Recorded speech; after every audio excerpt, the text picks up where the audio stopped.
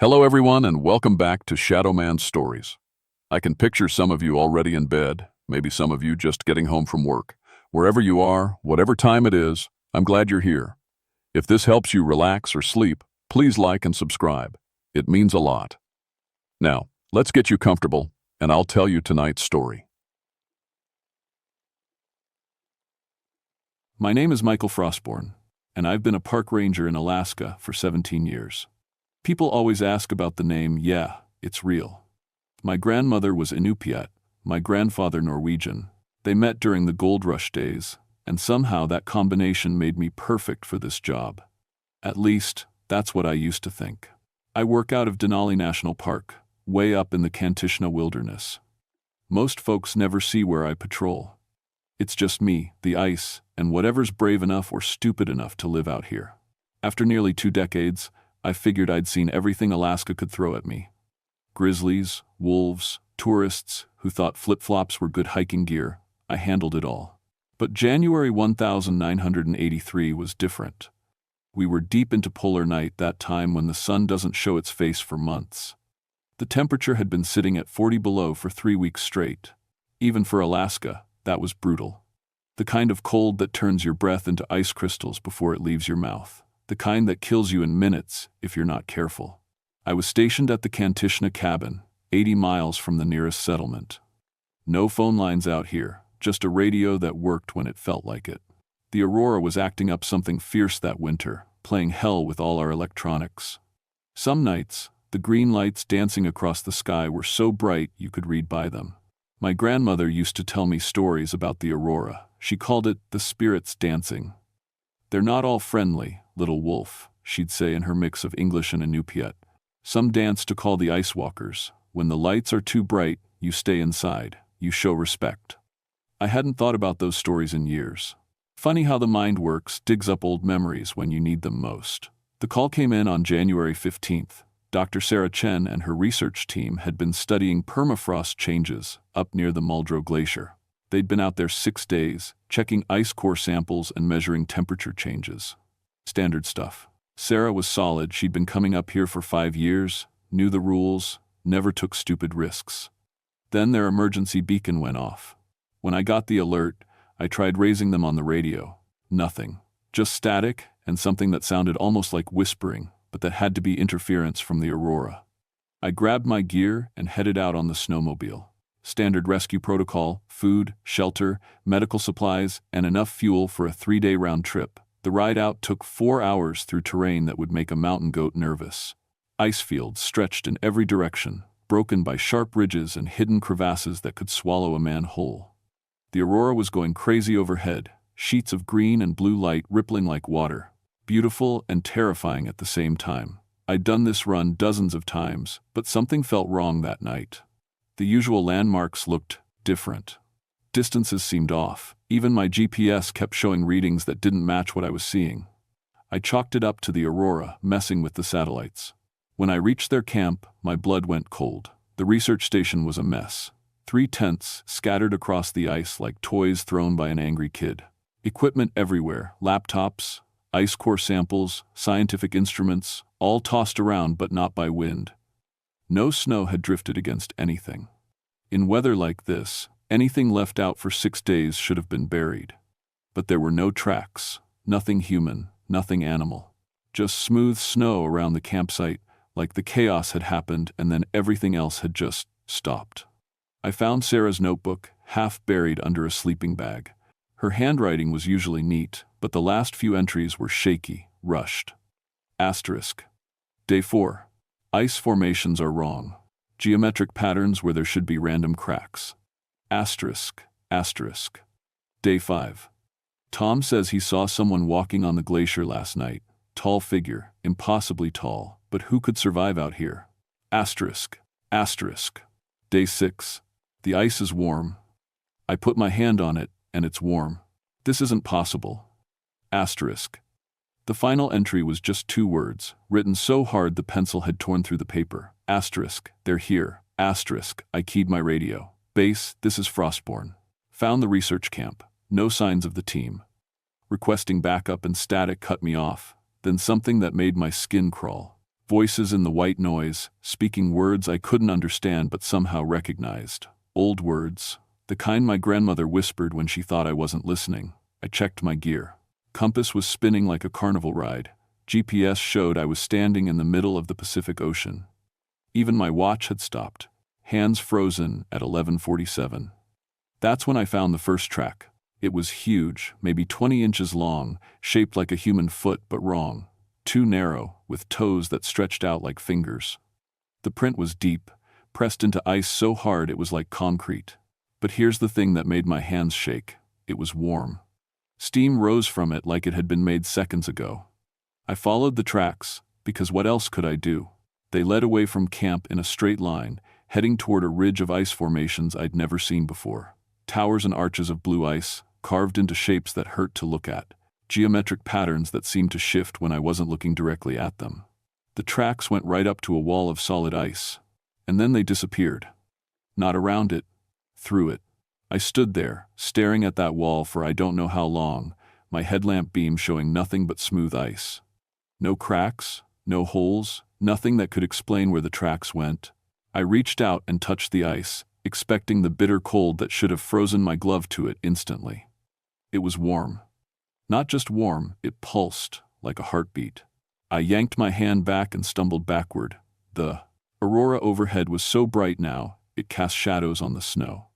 And in those shadows, I saw something that made me question everything I thought I knew about the world. A figure, tall as a basketball player but thin as a fence post, standing maybe 50 yards away. It didn't move like a person. It glided across the snow without leaving tracks, without making sound. When it turned toward me, I saw eyes like frozen stars, white and cold and completely aware. I blinked, and it was gone. My radio crackled to life. A voice I didn't recognize, speaking through static. Michael. Michael Frostborn. Who is this? How do you know my name? Your grandmother, she told us. About you. The signal died. I was alone again with just the wind and the impossible warmth radiating from the ice wall. My hands were shaking, and not from the cold. I made camp right there. I wasn't leaving without Sarah's team, and I wasn't traveling in the dark with whatever was out there watching me. I didn't sleep. Every time I closed my eyes, I heard movement outside my shelter, footsteps in the snow, voices whispering in languages that sounded familiar but made no sense.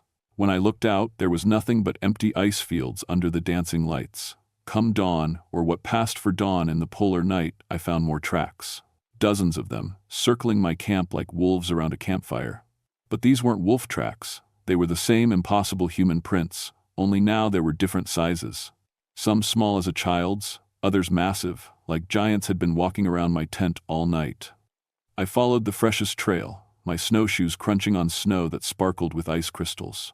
The tracks led to another formation I'd never seen before, a natural amphitheater carved from blue ice, with walls that rose 30 feet on all sides.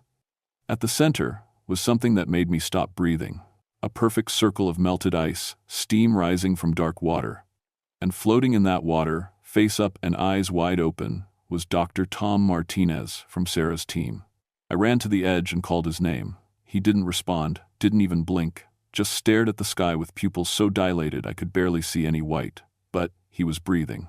Somehow, impossibly, he was breathing. The water should have been frozen solid in this temperature. Instead, it was warm enough that I could see my reflection in the surface. Tom's lips were moving, forming words without sound. I leaned closer to hear. They walk through ice, he whispered. They walk through ice like it's air. Tom, can you hear me? Where are the others? His eyes rolled toward me, but I don't think he was seeing me. The ice remembers, Michael. Your grandmother knew. She tried to warn us all. Before I could respond, the water began to churn. Something was rising from the depths, a shadow that grew larger and larger until I realized with horror that the pool was much deeper than it looked. Tom's body started sinking as something pushed up from below. I grabbed his arm and pulled, but it was like trying to lift a truck. Whatever had him was strong. Then I felt it, fingers wrapping around my wrist. Not Tom's fingers. These were too long, too cold, with joints in the wrong places. I looked down into the water and saw a face looking back. Beautiful and terrible, with skin like blue ice and eyes that held the memory of 1,000 winters. It smiled at me with too many teeth and spoke in my grandmother's voice. "Little wolf," it said, "you came home." I yanked my arm free and fell backward onto the ice. Tom disappeared beneath the surface without a splash, and the water went still again. Steam continued to rise, but now it carried whispers in the Inupiat language. I ran. Behind me, I heard laughter like breaking glass and the sound of ice cracking. When I looked back, the entire amphitheater was collapsing, walls folding inward like a flower closing. In seconds, there was nothing but flat snow where the formation had been. My radio buzzed. This time it was Sarah's voice. "Michael, we're in the deep places now. They showed us the cities under the ice. So beautiful, so cold. Sarah, where are you? I'm coming to get you. Don't come deeper," she said, her voice fading. "They're testing you, Michael. They remember your blood. They remember the compact." The signal cut to static, then to that whispering voice again. "Atata, grandfather's grandson. Come to the center. Come and remember." I knew that voice now. It was the same one that used to sing me lullabies in the old language, the one that told me stories about spirits and respect and the things that lived in the deepest cold. It was my grandmother's voice, calling from the ice. I followed the voice because I had no choice. The tracks led deeper into the ice fields, past formations that defied physics and landmarks that rearranged themselves when I wasn't looking. My GPS had given up entirely, and my compass spun so fast it was just a blur. The aurora overhead was so bright now it hurt to look at, sheets of green and blue that moved with purpose rather than random wind patterns. And in those lights, I could see them clearly for the first time. They were everywhere, tall figures moving across the ice like ships on water, their elongated forms graceful despite their impossible height. Some were 12 feet tall, others even bigger. Their skin was translucent blue-white, and I could see dark fluid moving through what might have been veins.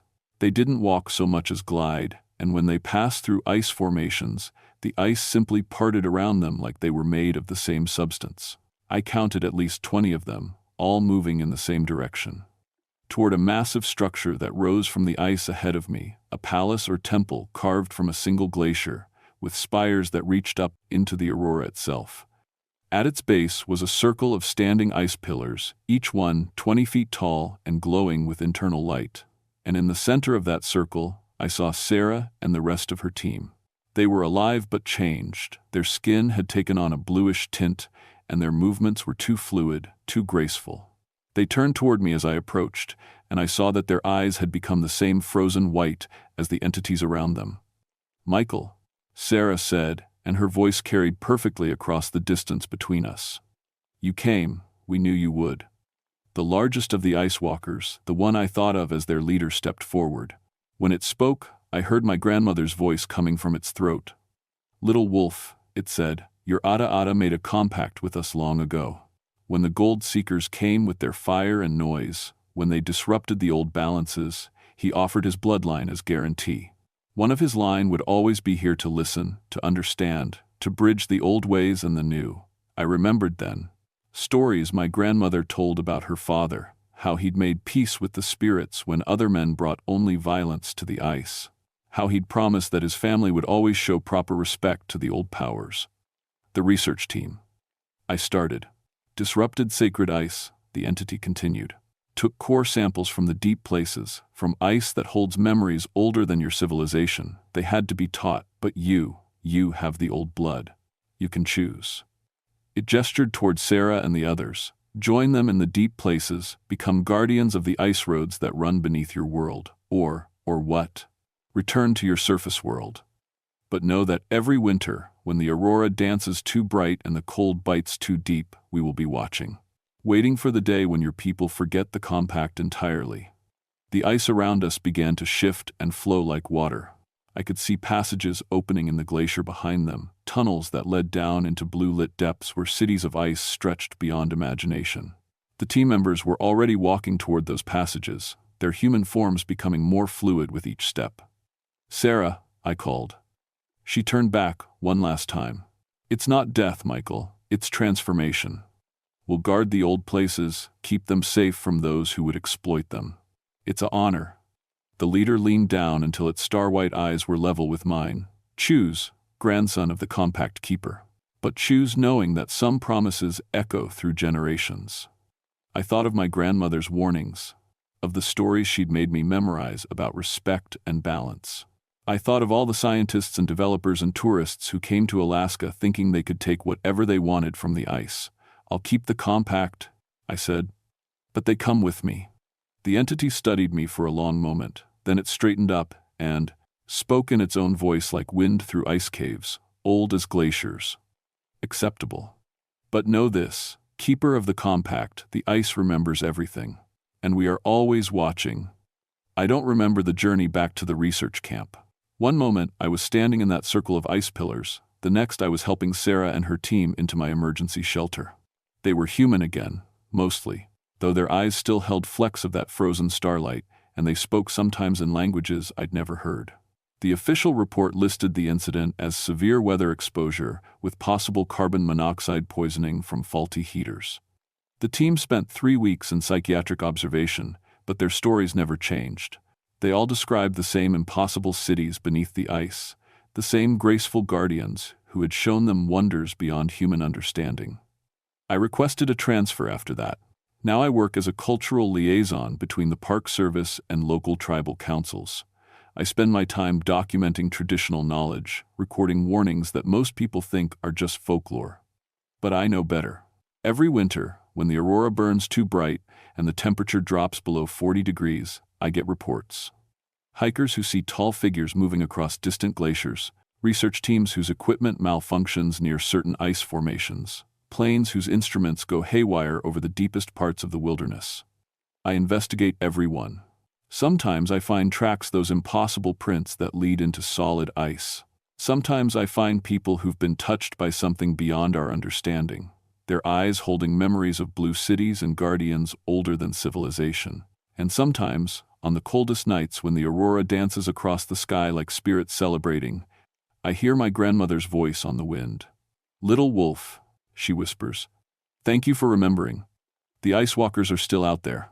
They're still watching, still guarding their ancient territories from those who would exploit them without understanding." The compact holds, but it's a fragile thing. Every year, more people come to Alaska with machines and ambition, thinking they can take whatever they want from the wilderness. They're wrong. The ice remembers everything, and some memories are older than human civilization. If you ever find yourself in Alaska during the deep winter, when the aurora burns too bright and the cold bites too deep, remember this. Show respect. Listen to the old warnings. And never, ever take anything from the ice without permission, because they're always watching, and the ice remembers everything.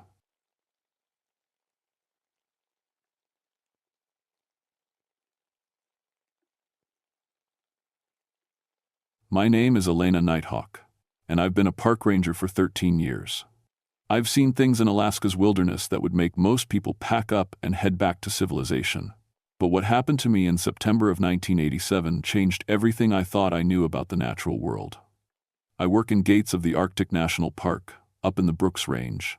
It's wild country, the kind of place where you can walk for days without seeing another human being. Rolling tundra stretches as far as you can see, broken up by scattered lakes and rocky hills. This is where the caribou come through twice a year, following paths their ancestors have used for thousands of years. I'm Athabascan, on my mother's side. My grandmother used to tell me stories about the old days, about spirits that lived in the wilderness. She'd talk about Amarok, the giant wolf that hunted alone. Not like the pack wolves, she'd say, her weathered hands moving as she spoke. Amarok is different, older. When he walks, even the bears hide.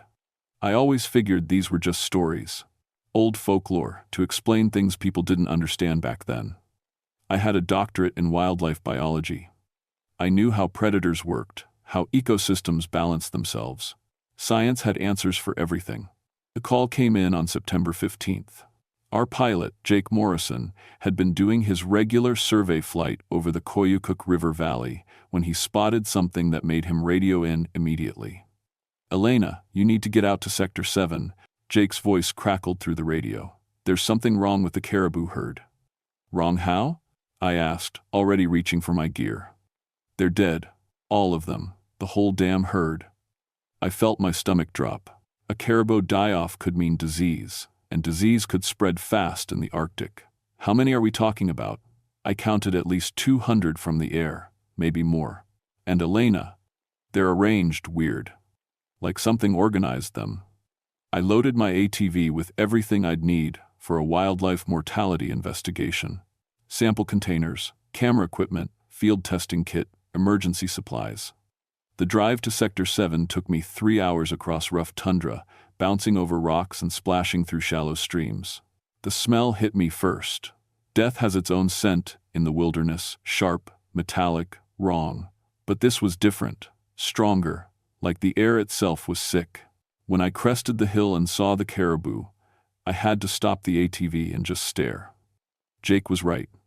They were arranged, not scattered like you'd expect from a normal die-off or predator attack. They lay in perfect circles, concentric rings spreading out from a central point. Their heads all pointed inward, toward the center. I'd never seen anything like it. I grabbed my camera and started taking pictures. Standard protocol called for detailed documentation before disturbing the scene. But as I walked among the bodies, I noticed something else. Strange. No scavenger activity. In normal circumstances, ravens would have found dead caribou within hours. Bears, wolves, foxes, something should have been feeding. Instead, the bodies lay untouched. Even stranger, I couldn't see any obvious cause of death. No wounds, no signs of disease. They just looked like they'd laid down and died. The silence bothered me too. The tundra is never completely quiet. There's always wind.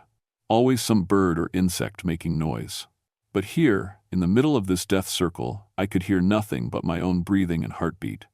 I collected tissue samples from several animals and made notes in my field journal.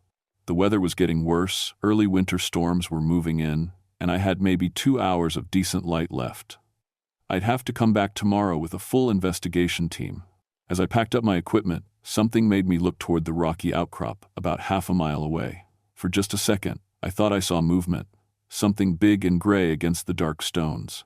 I raised my binoculars, but whatever it was had vanished.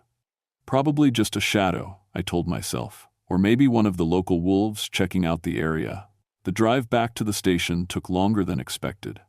My headlights cut through gathering darkness, and twice I had to stop to navigate around bog areas that hadn't been there on my morning trip out. The tundra was changing as the ground started to freeze, creating new hazards. Back at the ranger station, I called in my initial report. Disease seemed like the most likely explanation, though the arrangement of the bodies bothered me. I'd seen wolves organize prey before, but never like this. And never an entire herd.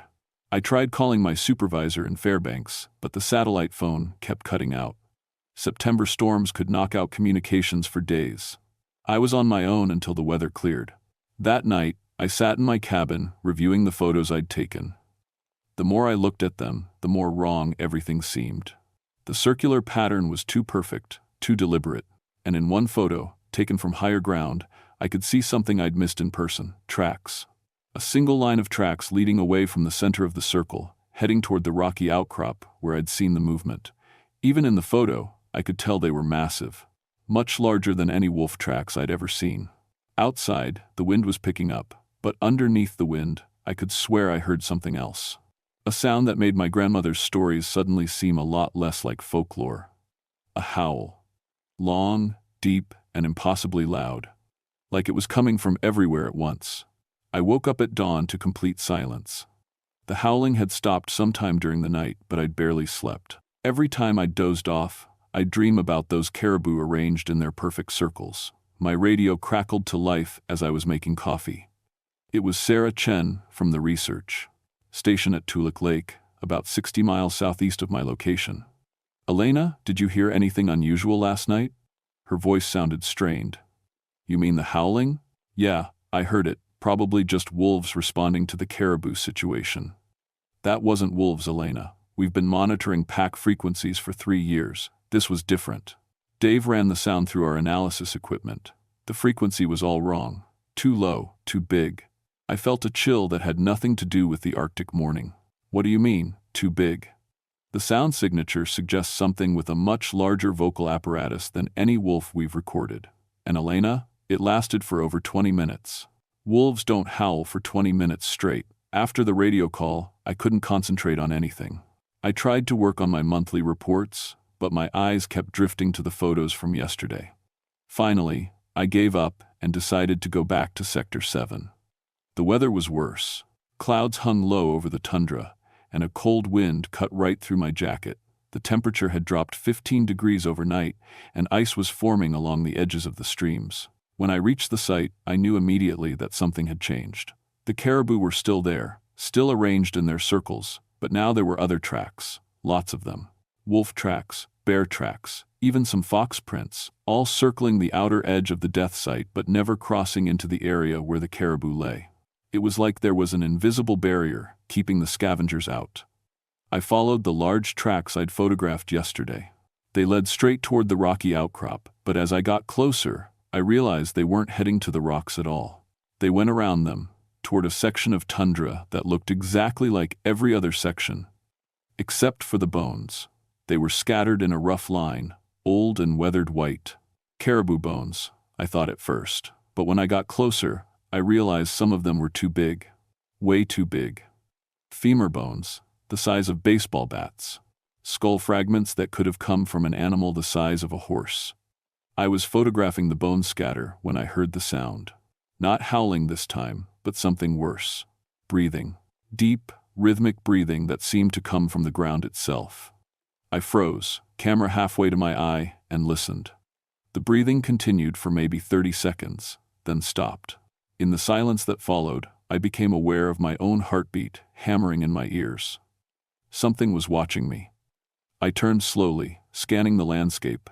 The tundra stretched away in all directions, broken only by small hills and the scattered rocks. Nothing moved. But the feeling of being observed didn't go away.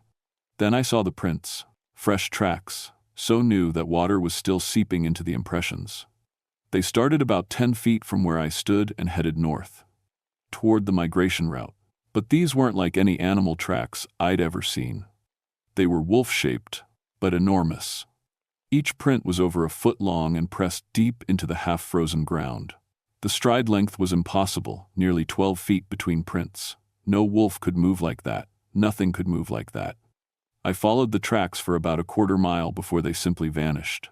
Not faded away or became hard to see vanished. 1 second, there was a clear print in soft soil. The next, there was nothing but undisturbed tundra. That's when I saw the wolf. It was standing on a hill, about 200 yards away, and at first I thought my eyes were playing tricks on me. It looked like a normal gray wolf, except for the size.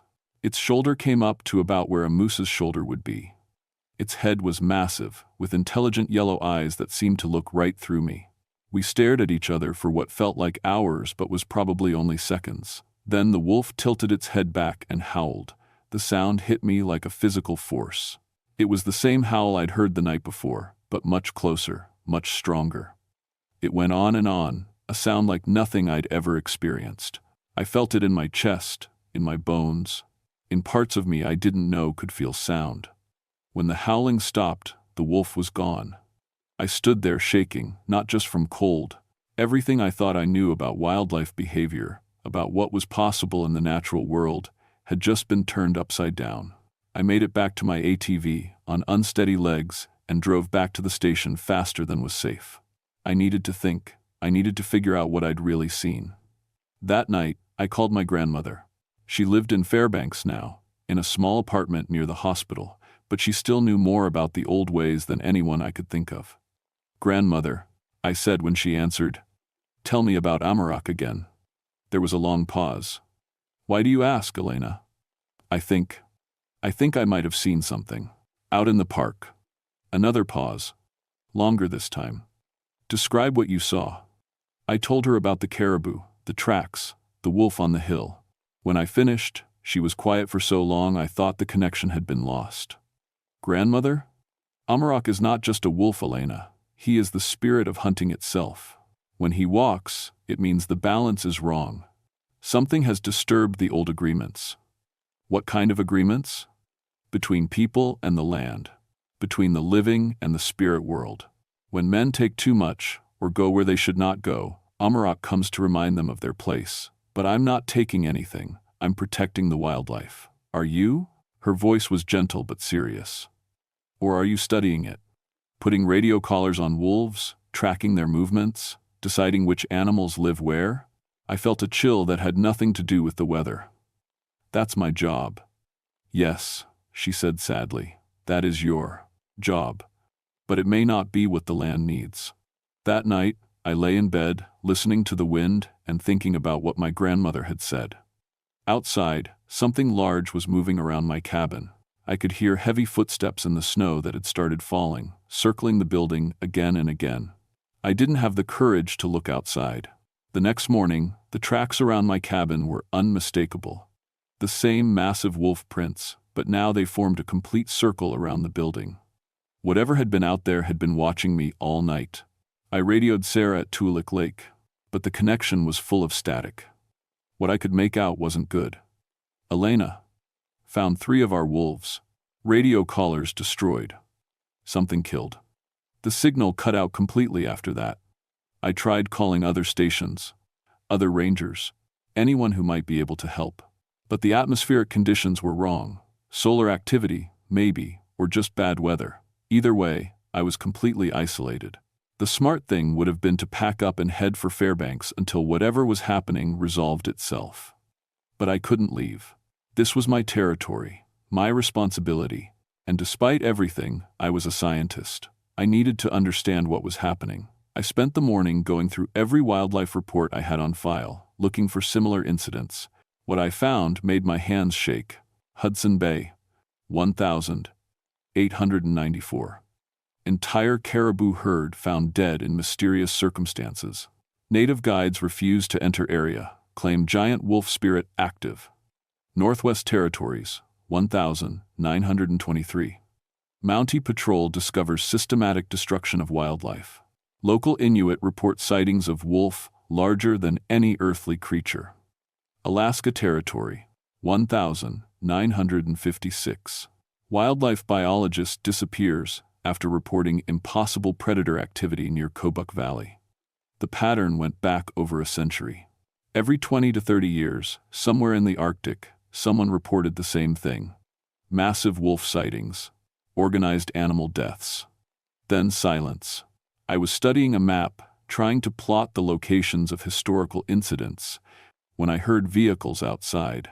Through my window, I saw Jake Morrison's plane on the frozen lake, and behind it, a snowmobile I didn't recognize. Jake came to the door with another man I'd never met. The stranger was native, maybe 60 years old, with the kind of weathered face that comes from a lifetime outdoors. "Elena, this is Thomas Koyukon," Jake said. "He's a tracker from Arctic Village. When I told him what we found yesterday, he insisted on coming up here." Thomas looked me in the eye when we shook hands. "You've seen him," he said. "It wasn't a question.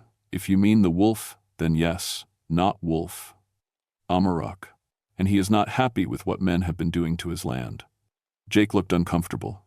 "Thomas, with all due respect, we're dealing with some kind of unusual predator behavior here. Maybe a hybrid or a wolf with gigantism, but..." "You think science has answers for everything," Thomas interrupted. "But some things are older than science." He turned back to me. "How many wolves have you put radio collars on in the last year?" The question caught me off guard. 12. We're tracking pack movement patterns. "And how many have you relocated when they caused problems?" 3 families. Standard wildlife management protocol. Thomas nodded grimly. "You break up families. You put metal around their necks. You decide where they can live. Then you wonder why Amarok comes." "I'm trying to protect them," I said, getting angry. "Human development is encroaching on their territory. Without management, they lived here for 10,000 years, Thomas said. With management, they die." Before I could respond, we heard it, the howl. But this time it was different. Not one voice, but many. A chorus of howls coming from all directions, getting closer. Jake went pale. "That's not possible. We flew over this area 2 hours ago. There were no wolf packs anywhere near here." "Look outside," Thomas said quietly. Through the window, we could see them. Wolves, dozens of them, emerging from the tundra like they'd been invisible. They moved in perfect formation, all heading toward the cabin. But these weren't normal wolves. They were huge, all of them. Not as big as the one I'd seen on the hill, but much larger than any wild wolves should be. "They're not here to hurt us," Thomas said. "They're here for the ceremony." "What ceremony?" I asked. "The one where Amarok decides whether you deserve to stay on his land." The wolves arranged themselves in a huge circle around the cabin, just like the dead caribou had been arranged. They sat perfectly still, all facing inward, all watching us. Then, in the center of the circle, he appeared. Amarok was even larger than I remembered. Standing on his hind legs, he would have been 8 feet tall. His fur was silver gray, shot through with white that seemed to glow in the dim afternoon light. But it was his eyes that held me frozen. They were ancient, intelligent, and completely alien. He looked directly at me through the window, and I felt something I'd never experienced before. It was like he was looking into my mind, reading every thought, every memory, every decision I'd ever made about wildlife management. "He wants to talk to you," Thomas said. "Alone." "That's insane," Jake protested. "That thing will kill her." "If he wanted her dead, she would already be dead," Thomas replied. "This is about something else." I knew Thomas was right. I could feel it. Amarok wasn't here to hunt, he was here to judge. I walked to the door, my legs shaking. Every instinct screamed at me to stay inside, to hide, to run. But I knew running wouldn't help. Whatever this was, it had been building for 13 years of my career. Maybe longer. I opened the door and stepped outside. The cold hit me like a slap, but that wasn't what made me gasp. Up close, Amarok was even more impossible. He wasn't just large, he was wrong, in a way that my brain couldn't quite process. Too solid, too present, like he existed more than everything else around him. He stepped closer, and I could smell him. Not the musky scent of a normal wolf, but something older, like deep earth, like winter, like the first snow that ever fell. When he was close enough that I could see the individual hairs in his coat, he sat down. We were eye to eye now, and I realized he was waiting for something. I thought about my grandmother's stories, about the old agreements between people and the land. Slowly, carefully, I knelt in the snow. Amarok tilted his massive head, studying me. Then he did something that almost made me faint. He spoke, not with words, but directly into my mind. Images, feelings, memories that weren't mine flooded through my consciousness. I saw the land as it had been before humans. Before roads and research stations and radio collars, I felt the ancient rhythms of predator and prey, the balance that had existed for millennia. And I understood what I had done wrong. The visions Amarok shared weren't just images, they were emotions, sensations, the actual experience of being connected to something vast and wild. I felt what it was like to run across endless tundra, to be part of a pack that moved like a single organism, to hunt with instincts older than human civilization. But then the visions changed, became darker. I saw the first research teams arriving in the territory. I felt the confusion and fear of wolves when strange humans began following them, shooting them with tranquilizer darts, clamping metal collars around their necks. Through Amarok's consciousness, I experienced what it felt like to have your movements tracked and plotted, to have humans decide where your family could live, which territories were acceptable for your kind. I felt the desperation of pack leaders whose authority meant nothing when faced with human wildlife management. "We were trying to protect them," I whispered. Amarok's response came as a wave of ancient sadness mixed with anger. Protection that required control wasn't protection at all. It was domination wearing a kind mask. I saw myself through his eyes, all my years of research, all my careful studies and population surveys. To him, I was just another human who thought she knew better than 10,000 years of natural balance. But then something else came through the connection. Amarok showed me the other people who had encountered him over the decades. The ones who had learned to see the land differently, who had stopped trying to manage and started trying to understand. There was a choice to make. I could continue as I had been, studying and managing and controlling, or I could become something else, a guardian rather than a manager, someone who protected the old agreements instead of imposing new ones. "What happens to my work?" I asked. "My research?" The answer came not in words but in understanding. Real research meant learning from the land, not just studying it. True science required humility, not just knowledge. Amarok stood and walked toward the circle of normal wolves. They rose as he approached, still maintaining their perfect formation. I realized this was a test not just for me, but for my entire species. Humans had spread across the Arctic, bringing roads and settlements and research stations. We thought we were being responsible, managing the wildlife for their own good. We had forgotten that some things were older and wiser than we were. The great wolf turned back to me one last time. The message was clear: choose now. I thought about my career, my doctorate, my reputation in the scientific community.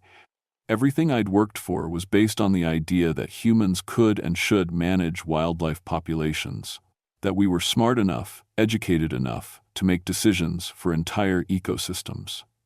But I also thought about my grandmother's stories, about people who lived on the land instead of trying to control it, about the possibility that 13 years of careful research might have been 13 years of missing the point entirely.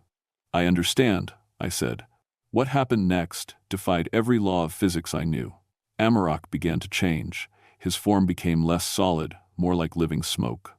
The other wolves did the same, their bodies becoming translucent, ethereal, but I could still feel their presence, their ancient power. Amarok's voice filled my mind one last time, not with visions but with actual words. Prove it. Then they were gone. All of them. The circle of wolves simply faded away like morning mist, leaving nothing but tracks in the snow. I stood alone in the sudden silence, knowing my life had just changed forever. Jake and Thomas came out of the cabin cautiously, looking around at the empty landscape. "Where did they go?" Jake asked. "They're still here," I said, and somehow I knew it was true. They're always here, we just usually can't see them. Thomas nodded like he understood. "What will you do now?" I looked out across the tundra, seeing it differently than I had an hour ago. Not as a resource to be managed or a system to be studied, but as a living entity with its own intelligence and will. "I'm going to learn to listen," I said. The official report I filed about the incident was carefully worded.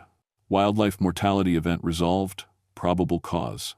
Natural predation, combined with seasonal stress factors. The radio collar malfunctions were attributed to equipment failure. The arranged caribou were described as an unusual but not unprecedented predator caching behavior. No one questioned my findings. After all, I was the expert. But my real work was just beginning. I started by removing every radio collar I'd placed over the years. It took weeks, tracking down the wolves and finding ways to safely remove the devices.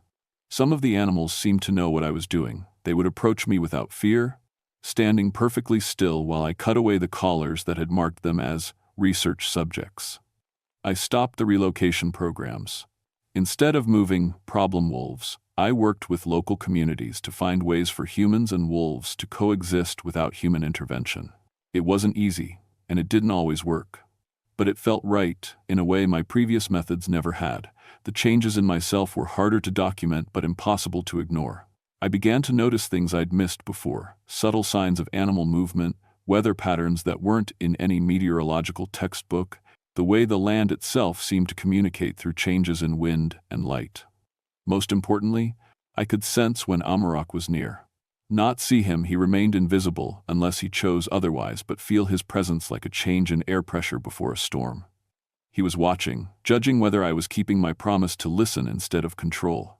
3 months after the encounter, I got a call from Sarah at Tulik Lake. Her voice was excited, confused. "Elena, something strange is happening with our wolf population data. The pack behaviors are changing. They're more organized somehow, more efficient. It's like they're coordinating across much larger territories than we thought possible." "Maybe they always did," I said. "Maybe we just weren't looking at it right. But the patterns don't match anything in the literature. It's like they're following some kind of guidance we can't detect." I knew what she meant, but I didn't say so. Some knowledge wasn't meant for scientific journals. My grandmother visited me that spring. She was frailer than I remembered, but her eyes were as sharp as ever. We walked across the tundra together, moving slowly to accommodate her age. "You look different," she said as we paused to rest on a hillside overlooking the valley where I'd first encountered Amarok. "I feel different." "Good. The land needs more people who understand their place in it." What was my place before? She smiled. You were trying to be the alpha of a pack that already had one. That evening, as my grandmother slept in the cabin, I heard the familiar howl echoing across the tundra. But this time I wasn't afraid. I walked outside and howled back, not with my voice, but with something deeper. A call that said, I understand, I'm listening, I'll do better. The response came not as sound but as feeling, approval, acceptance, and something else, a sense of ongoing responsibility. This wasn't a one-time agreement, but a lifetime commitment. The work I do now doesn't look like traditional wildlife management. I spend more time with local communities, learning traditional knowledge that goes back generations. I study the land not as a system to be controlled, but as a teacher with lessons I'm only beginning to understand. The scientific community thinks I've gone soft, become too influenced by folklore and unscientific thinking. My papers are rejected more often than they're accepted. My funding has been cut twice. I don't care. Because I know something they don't. The wolves are still being managed, just not by us. There's an intelligence at work in the wilderness that's older and wiser than any human institution. Our job isn't to control it, but to learn from it, to find our place within it rather than above it. Sometimes, when I'm out on the tundra alone, I see him, Amarok. Just a glimpse, a shadow moving between the hills. He's watching, making sure I remember my promise, making sure the balance holds. And sometimes, on nights when the aurora is bright and the wind carries voices from the ancient world, I hear other stories. Tales of researchers in remote locations who've had encounters similar to mine. Scientists who've learned to listen instead of lecture. People who've discovered that the wilderness doesn't need our management, it needs our respect. The land is teaching us, one person at a time. The question is whether we're willing to learn before it's too late. My name is Elena Nighthawk, and I used to be a wildlife manager. Now I'm something else, a student, a guardian, a small part of something much larger than myself, and I've never been happier to not be in control.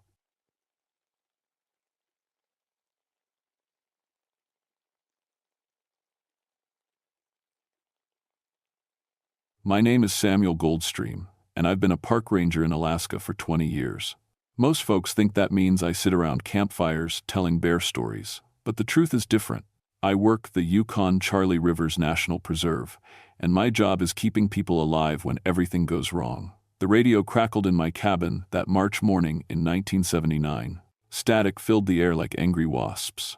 I'd been monitoring emergency frequencies since dawn, watching the aurora forecast with growing worry.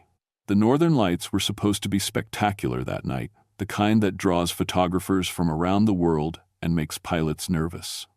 Base station. This is Ranger Goldstream, I said into the microphone. Radio check, over. Nothing but white noise answered back. I'd seen this before. When the aurora gets strong enough, it messes with radio waves, something fierce. The electromagnetic storms up there can turn your best equipment into expensive paperweights. But this felt different. The static had a pattern to it, almost like voices whispering in a language I couldn't understand. My cabin sits on the Charlie River, about 150 miles from the nearest road. The only way in or out is by plane, and that's assuming the weather cooperates. On my desk, next to the radio equipment, sat a stack of reports that had been keeping me awake at night. 3 small aircraft had gone missing in the past week. All of them were last heard from during strong aurora displays. The first was a mail plane heading to Circle. The pilot, Jim Morrison, had been flying these routes for 15 years. He knew every mountain and valley like his own backyard. His last transmission came through garbled and strange. Something's wrong with my compass. The lights are moving wrong. They're not supposed to. Then silence. The second plane carried a geological survey team. 2 scientists and their pilot, Sarah Chen, vanished near the old mining claims up Woodchopper Creek. Sarah's final words still gave me chills. The aurora is below us now. That's impossible. It's underneath the plane. The third disappearance happened just 2 nights ago. A private pilot named Robert Hayes was flying his family back from Fairbanks when the lights started dancing. His wife managed to get one last transmission through before everything went quiet. Bobby's eyes are glowing green. The children are singing along with something we can't see. I pushed back from my desk and walked to the window. Outside, the March afternoon was already growing dark. The forest stretched endlessly in every direction, broken only by the winding silver ribbon of the Charlie River. Somewhere out there, those missing planes were waiting to be found. My radio equipment filled most of one wall of the cabin. 20 years of working search and rescue had taught me that communication could mean the difference between life and death. I had backup systems for my backup systems. But looking at the silent radios now, I felt a chill that had nothing to do with the Alaska cold. The old native stories came back to me. The ones the elders told about sky dancers who hunt during the northern lights.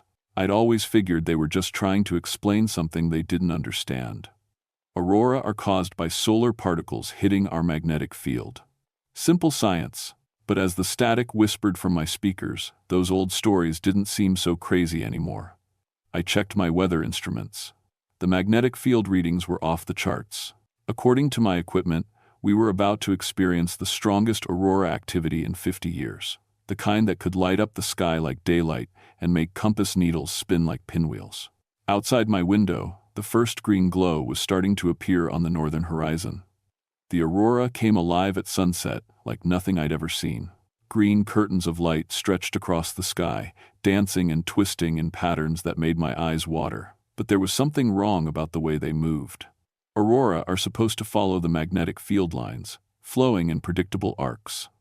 These lights were moving like living things, reaching down toward the earth with finger-like tendrils. My radio suddenly burst to life with a transmission that made my blood freeze. "Mayday, Mayday, this is November 4, 7 Alpha," came a voice I recognized as Jim Morrison, the missing male pilot. "I'm somewhere over the Charlie River." "But that's impossible. I've been missing for 6 days." I grabbed the microphone.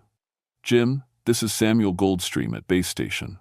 What's your location? Are you injured?" Static filled the airwaves for several seconds. When Jim's voice came back, it sounded different, older, tired. "Samuel?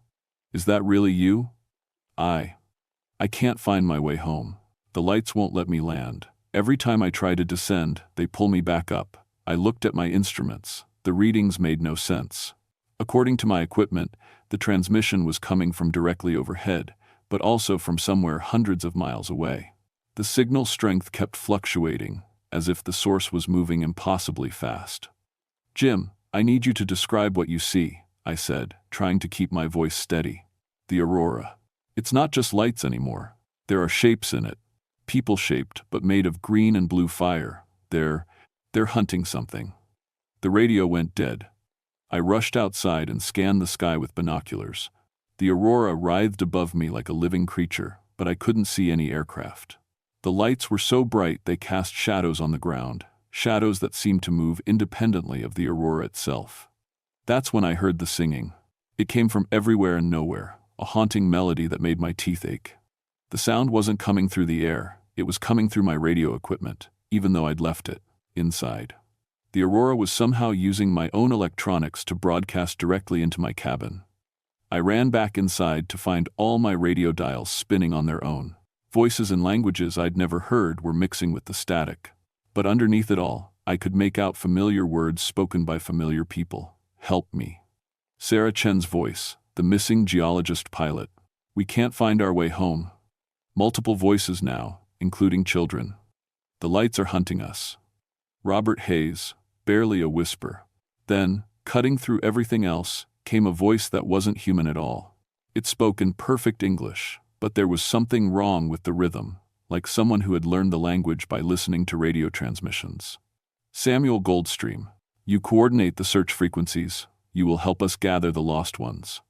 My hands shook as I reached for the microphone. "Who is this? What do you want with those people?" "We are the hunters between worlds. When the sky fires dance, we collect what has been separated from the earth. Your missing aircraft carry precious cargo, souls caught between life and death. You will guide them to us." The lights outside my window suddenly flared brighter, and I felt a strange pulling sensation, like invisible hands trying to drag me toward the door. My radio equipment began to smoke, and the smell of burning electronics filled the cabin. "I won't help you," I said into the microphone. "Those are innocent people." The voice laughed, a sound like aurora crackling. "You already are helping, Samuel Goldstream. Your radio signals guide them to us." Every rescue frequency you broadcast leads them deeper into our realm. The electromagnetic pathways you create become bridges between worlds. I looked at my instruments in horror. The radio waves I'd been using to try to locate the missing aircraft. I'd been painting targets for these things. Every emergency broadcast had been leading the lost planes further into whatever dimension the aurora hunters inhabited. The pulling sensation grew stronger. My feet began sliding across the floor toward the door, as if the aurora outside was a massive magnet and I was made of iron. Through my windows, I could see the lights forming distinct shapes now, tall, shifting figures that beckoned with arms made of green fire. I grabbed onto my desk and held tight. The old mining equipment scattered around the preserve. Some of it was copper. If these things were electromagnetic in nature, maybe copper could interfere with their abilities. The miners used to string copper wire around their claims to mark boundaries. "Fight them, Samuel," came Jim Morrison's voice through the radio. "Clearer now. Don't let them use you like they used us." We tried to resist, but the lights, they got into our instruments first, then into our heads. The aurora hunter's voice returned, no longer trying to sound friendly. "You cannot resist the electromagnetic tide, Samuel Goldstream. Your metal equipment calls to us. Your electronic signals feed us. Soon you will dance between earth and sky, gathering the lost for our eternal hunt." I felt my grip on the desk weakening as the strange force pulled me toward the door. Outside, the aurora figures were taking clearer shape, reaching down from the sky like massive hands made of colored light. That's when I remembered the old copper mine shaft about a quarter-mile from my cabin. I let go of the desk and let the electromagnetic force pull me outside, but at the last second I dove sideways toward my emergency supply shed instead of walking into the aurora's reach. The lights above me flared angry red, and I heard that inhuman voice boom through the air itself. "You cannot hide from us, Samuel Goldstream. We are the space between radio waves. We live in the gaps between your transmissions." The shed contained my survival gear, including a portable radio and emergency flares. But more importantly, it held my collection of old mining artifacts I'd gathered over the years, including several yards of copper wire that prospectors had used to mark their claims. I grabbed the copper wire and quickly wrapped it around my wrists and ankles. The effect was immediate. The pulling sensation stopped, and the voices in my head faded to whispers. The aurora hunters were electromagnetic beings, and copper was messing with their ability to control me. Through my radio, I heard Sarah Chen's voice again, but this time she sounded more alert. "Samuel, I can hear you thinking more clearly now. What did you just do?" "Copper wire," I gasped into the microphone. "I wrapped copper wire around myself. It's blocking their electromagnetic control." "We're trapped in some kind of pocket dimension," Sarah continued. "The aurora creates doorways between worlds. These hunters use them to collect people who get lost during electromagnetic storms. But if copper works..." Jim Morrison's voice joined in. "There's an old mining claim up Woodchopper Creek. Lots of copper wire still strung around the site. If we could reach it." "The hunters won't let you," came a new voice, Robert Hayes. "They've been feeding off our life energy for days. We're getting weaker. My family," his voice broke. "My children are starting to glow like the lights." Outside, the aurora hunters were taking more solid form. I could see them clearly now through my windows. Tall figures made of shifting green and blue light, with faces that looked almost human except for the eyes. Their eyes were black holes in the colored fire, and looking at them made my vision blur. One of the hunters pressed against my window, and the glass began to frost over, despite the electromagnetic barrier my copper wire created. When it spoke, its voice came through my radio and vibrated through the walls at the same time. "Copper slows us but does not stop us. We have hunted between worlds for centuries, Samuel Goldstream. Your metal barriers are temporary. Soon, your electromagnetic field will weaken, and we will add you to our collection." I had to reach the old mining site. If there was enough copper wire there to create a larger barrier, maybe I could protect the missing pilots long enough to figure out how to get them back to our dimension. But that meant leaving the relative safety of my cabin and traveling through miles of wilderness while aurora hunters stalked me from above. I loaded my backpack with emergency supplies and all the copper wire I could carry. The old mining claim was 4 miles away through rough terrain, but I knew the path by heart. What worried me was what I'd encounter along the way. The moment I stepped outside, the aurora flared brighter. The hunters moved through the sky like sharks through water, circling overhead. But they kept their distance. The copper wire around my arms and legs created enough interference to make me harder to grab. As I hiked through the forest, my portable radio crackled with transmissions from the trapped pilots. "Samuel, they're following you," Jim warned. "I can see your electromagnetic signature moving through their realm. Be careful, they're driving other lost souls toward your position." He was right. As I moved deeper into the wilderness, I started encountering things that shouldn't exist. A caribou with aurora fire dancing between its antlers blocked my path, staring at me with those same black hole eyes. When I threw a rock at it, the creature dispersed into colored light, only to reform a few yards away. Worse were the human shapes I glimpsed between the trees. Prospectors from the gold rush era, their clothes rotted away, but their bodies made of the same aurora fire as the hunters. They'd been collected decades ago, and now served as scouts for their captors. "Don't look directly at the ghost miners," Sarah's voice warned through my radio. "They're trying to drain your life force through eye contact. The hunters use them to weaken prey before the final collection." I pulled my hat low and focused on the path ahead. Every step was a struggle. The aurora overhead seemed to be pressing down on me like a heavy blanket, making it hard to breathe. My copper wire grew hot against my skin, working overtime to block the electromagnetic assault. Halfway to the mining claim, I heard children singing. The sound came from behind me, back toward my cabin. Robert Hayes's family was being used as bait. The aurora hunters had learned that I was trying to help the trapped pilots, so they were using my desire to rescue people against me. "It's a trap," Robert's voice came through my radio, weak and distant. "Don't come back for us. Get to the copper mine. Create a barrier big enough to protect all of us. Then figure out how to his transmission cut off." Through my radio came the sound of children crying, then silence. I was less than a mile from the old mining claim when the real attack began. The aurora hunters stopped playing games. All pretense of subtlety vanished as they descended from the sky like falling stars.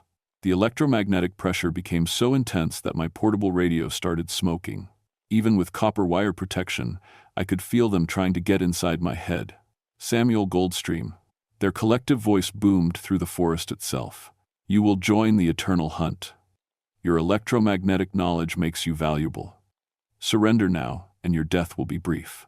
Resist, and we will feed on your terror for centuries." The trees around me began to glow with aurora light. The hunters were using the forest itself as a conductor, turning every pine needle and branch into an antenna for their electromagnetic assault. My copper wire was heating up to the point of burning my skin, but I didn't dare remove it. I could see the mining claim ahead. Old wooden structures and copper wire strung between posts like a giant spiderweb. If I could reach it, I might have enough conductive material to create a real barrier. But the hunters were descending faster now, and I could feel my protection weakening. That's when I remembered the emergency flares in my backpack. I pulled out 3 emergency flares and lit them all at once. The sudden burst of chemical fire disrupted the electromagnetic field around me, just long enough to break the hunters' focus. While they recoiled from the unexpected interference, I sprinted the final 100 yards to the mining claim. The old copper wire was still there, strung between wooden posts in a rough grid pattern. Decades of weather had turned it green with oxidation, but it was still conductive. I grabbed as much as I could and began wrapping it around the largest wooden structure, an old sluice house that looked sturdy enough to serve as a shelter. As I worked, my radio came back to life. The voices of the trapped pilots were clearer now, as if the copper barrier was somehow amplifying their signals. "Samuel, you need to understand what these things really are," Sarah's voice urged. "We've been talking while you hiked. Jim's been missing the longest. He's learned things." Jim's voice took over, sounding more tired than before. "The aurora hunters aren't just electromagnetic beings. They're souls like us, but from somewhere else. When people die during aurora storms, prospectors who froze to death under the northern lights, pilots who crashed during geomagnetic events, sometimes their spirits get caught between dimensions instead of moving on." "The hunters were human once?" I asked, securing another section of copper wire. "Human, but changed." Robert's voice joined in. They've been feeding on electromagnetic energy for so long they forgot what they used to be. The aurora storms open doorways between our world and theirs. They hunt people who get lost during second-kind electromagnetic events because we're like them, souls separated from our bodies. I understood now. The missing aircraft hadn't just disappeared into another dimension. During the intense aurora activity, the electromagnetic interference had somehow separated the pilots' souls from their physical bodies. They were trapped in the same space between worlds where the hunters lived. "How do I get you back?" I asked, working frantically as the aurora overhead grew brighter. "The copper creates interference, but it's not enough on its own," Sarah explained. "You need to reverse the electromagnetic process. Use your radio equipment to broadcast on the exact frequency that separated us. But it has to be from inside a Faraday cage, a complete electromagnetic barrier." I looked around the mining claim. The copper wire formed a partial grid, but it wasn't complete. I needed to create a fully enclosed space that would block all electromagnetic interference while simultaneously broadcasting a rescue signal. The aurora hunters seemed to realize what I was planning. Their assault intensified, and the copper wire began to vibrate like guitar strings. The metal was heating up rapidly, and I could smell insulation burning. "Samuel Goldstream," their voice boomed. "You cannot undo what we have done. The electromagnetic pathways between worlds are permanent. Your friends belong to us now." "Like hell they do," I muttered, connecting the final sections of copper wire to form a complete cage around the sluice house. The moment the circuit was complete, something amazing happened. The aurora overhead suddenly dimmed, as if the copper cage was drawing power away from it. My radio equipment, which had been sparking and smoking, suddenly cleared up completely. I could hear all the trapped pilots clearly now, but more importantly, I could hear their aircraft engines.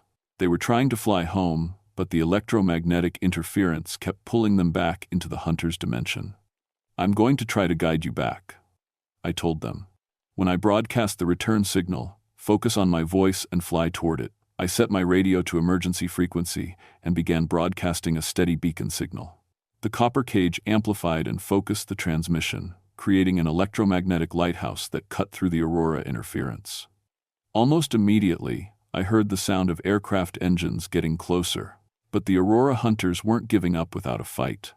The lights above me flared brighter than daylight. The copper wire began to glow red-hot. Even inside my Faraday cage, I could feel the electromagnetic pressure trying to crush me. The hunters were pouring all their collected energy into one final assault. "Samuel, something's happening," Jim's voice called through my radio. "I can see lights below us, real lights, not aurora. But the hunters are trying to drag us back." Through my radio, I could hear the sound of a W2, cosmic battle. The hunters were fighting to keep their prey, while the pilots struggled to break free from the electromagnetic web that held them. "Keep flying toward my signal," I shouted into the microphone. "Don't let them pull you back." That's when one of the aurora hunters made a crucial mistake. In desperation to stop the escaping aircraft, it descended too close to my copper cage. The electromagnetic interference disrupted its form, and for a moment I could see what it really was underneath the aurora fire. It was a human soul, twisted by decades of feeding on electromagnetic energy. Its face was gaunt and desperate, its eyes filled with hunger that had consumed its humanity. But in that brief moment of clarity, I saw something else: pain. These creatures were trapped, just like the missing pilots, caught between dimensions and unable to find peace. "You don't have to keep hunting," I called out to it. "You can let go. You can move on." The hunter recoiled as if I'd struck it. "We cannot. We have forgotten how to die properly. The electromagnetic hunger consumes all other thoughts." "Then, I'll help you remember," I said. I adjusted my radio to broadcast on multiple frequencies simultaneously, not just the rescue beacon for the trapped pilots, but also a different kind of signal. A farewell transmission, the kind used to honor fallen aviators. The effect was immediate. The aurora hunters stopped their assault and began to change. The twisted hunger in their form started to fade, replaced by something that looked more human, more peaceful. One by one, they began to ascend toward the magnetic poles, their forms growing brighter and more transparent with each passing moment. They were finally able to let go, to move on to whatever comes after. The aurora display reached its peak just as the first aircraft broke through the dimensional barrier. Jim Morrison's mail plane materialized above my copper cage like a ghost becoming real. The aircraft looked exactly as it had 6 days ago, but Jim himself had aged years in the space between worlds.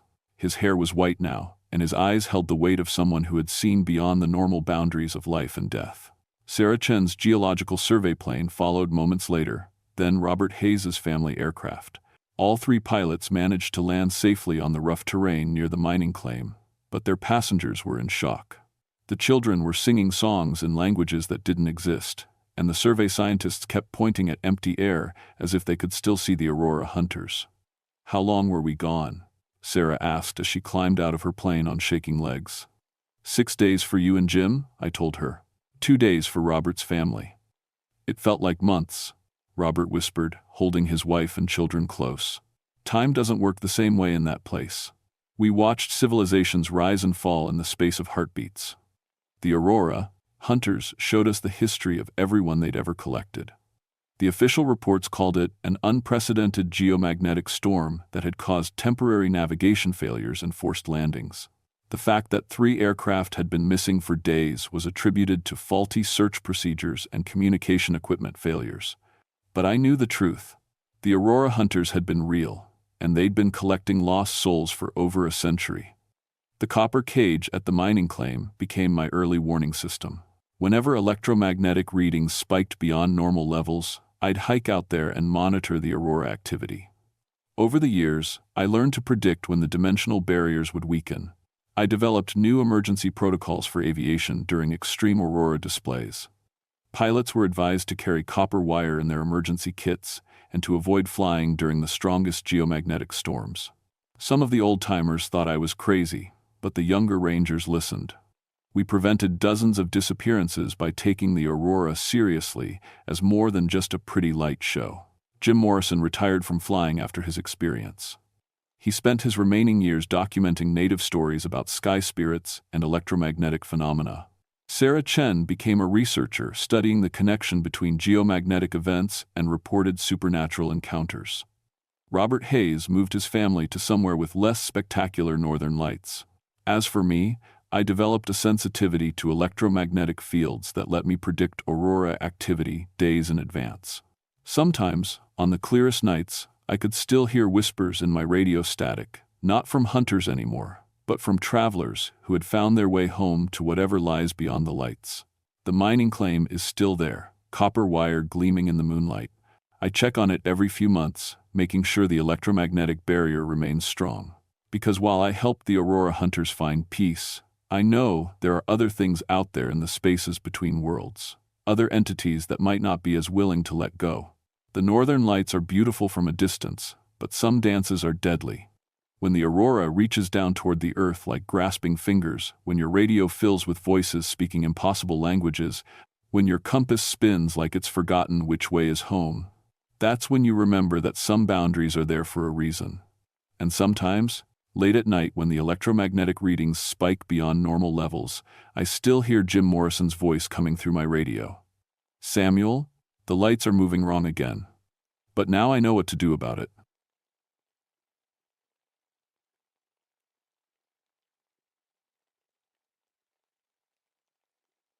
My name is Catherine Deepwater, and I've spent the last 15 years of my life studying frozen ground in places most people never see. I'm a park ranger with a PhD in geology, which sounds fancy, but really just means I know a lot about dirt and rocks and ice. For the past decade and a half, I've been working in Alaska's national parks, mostly alone, mostly in places where the nearest person might be 100 miles away. In July of 1989, I was stationed at Kobuk Valley National Park, specifically at the Great Kobuk Sand Dunes. People don't expect to find sand dunes in Alaska, but there they are. Massive hills of sand sitting in the middle of the Arctic, like someone dropped a piece of the Sahara in the wrong place. Beneath those dunes lies permafrost, ground that's been frozen solid for thousands of years. I was there to do a geological survey. The Park Service was thinking about building some new infrastructure. Visitor centers, research stations, maybe even a small airstrip. My job was to figure out if the ground could handle it. Permafrost is tricky stuff. It looks solid, but when it thaws, it turns into soup. Buildings sink, roads buckle, and everything falls apart. The weather that July was warmer than usual. I could feel the ground getting soft under my boots in places where it should have stayed rock hard.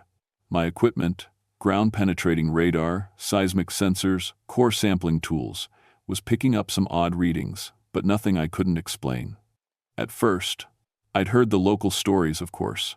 The Inupiaq people who lived in the area had legends about spirits that lived underground, beings they called those who sleep beneath. According to the elders, these spirits were the reason certain areas of land should never be disturbed. I respected their culture, but as a scientist, I figured these were just old explanations for natural phenomena. Ground that shifted mysteriously, probably seismic activity, strange sounds from underground, gas escaping through cracks in the permafrost. I was wrong about a lot of things. My base camp was a small weathered cabin about 5 miles from the main dune field. The Park Service had built it in the 1960 seconds for researchers, and it showed its age. The radio worked when it felt like it, the generator coughed and wheezed, and the coffee maker only worked if you kicked it just right.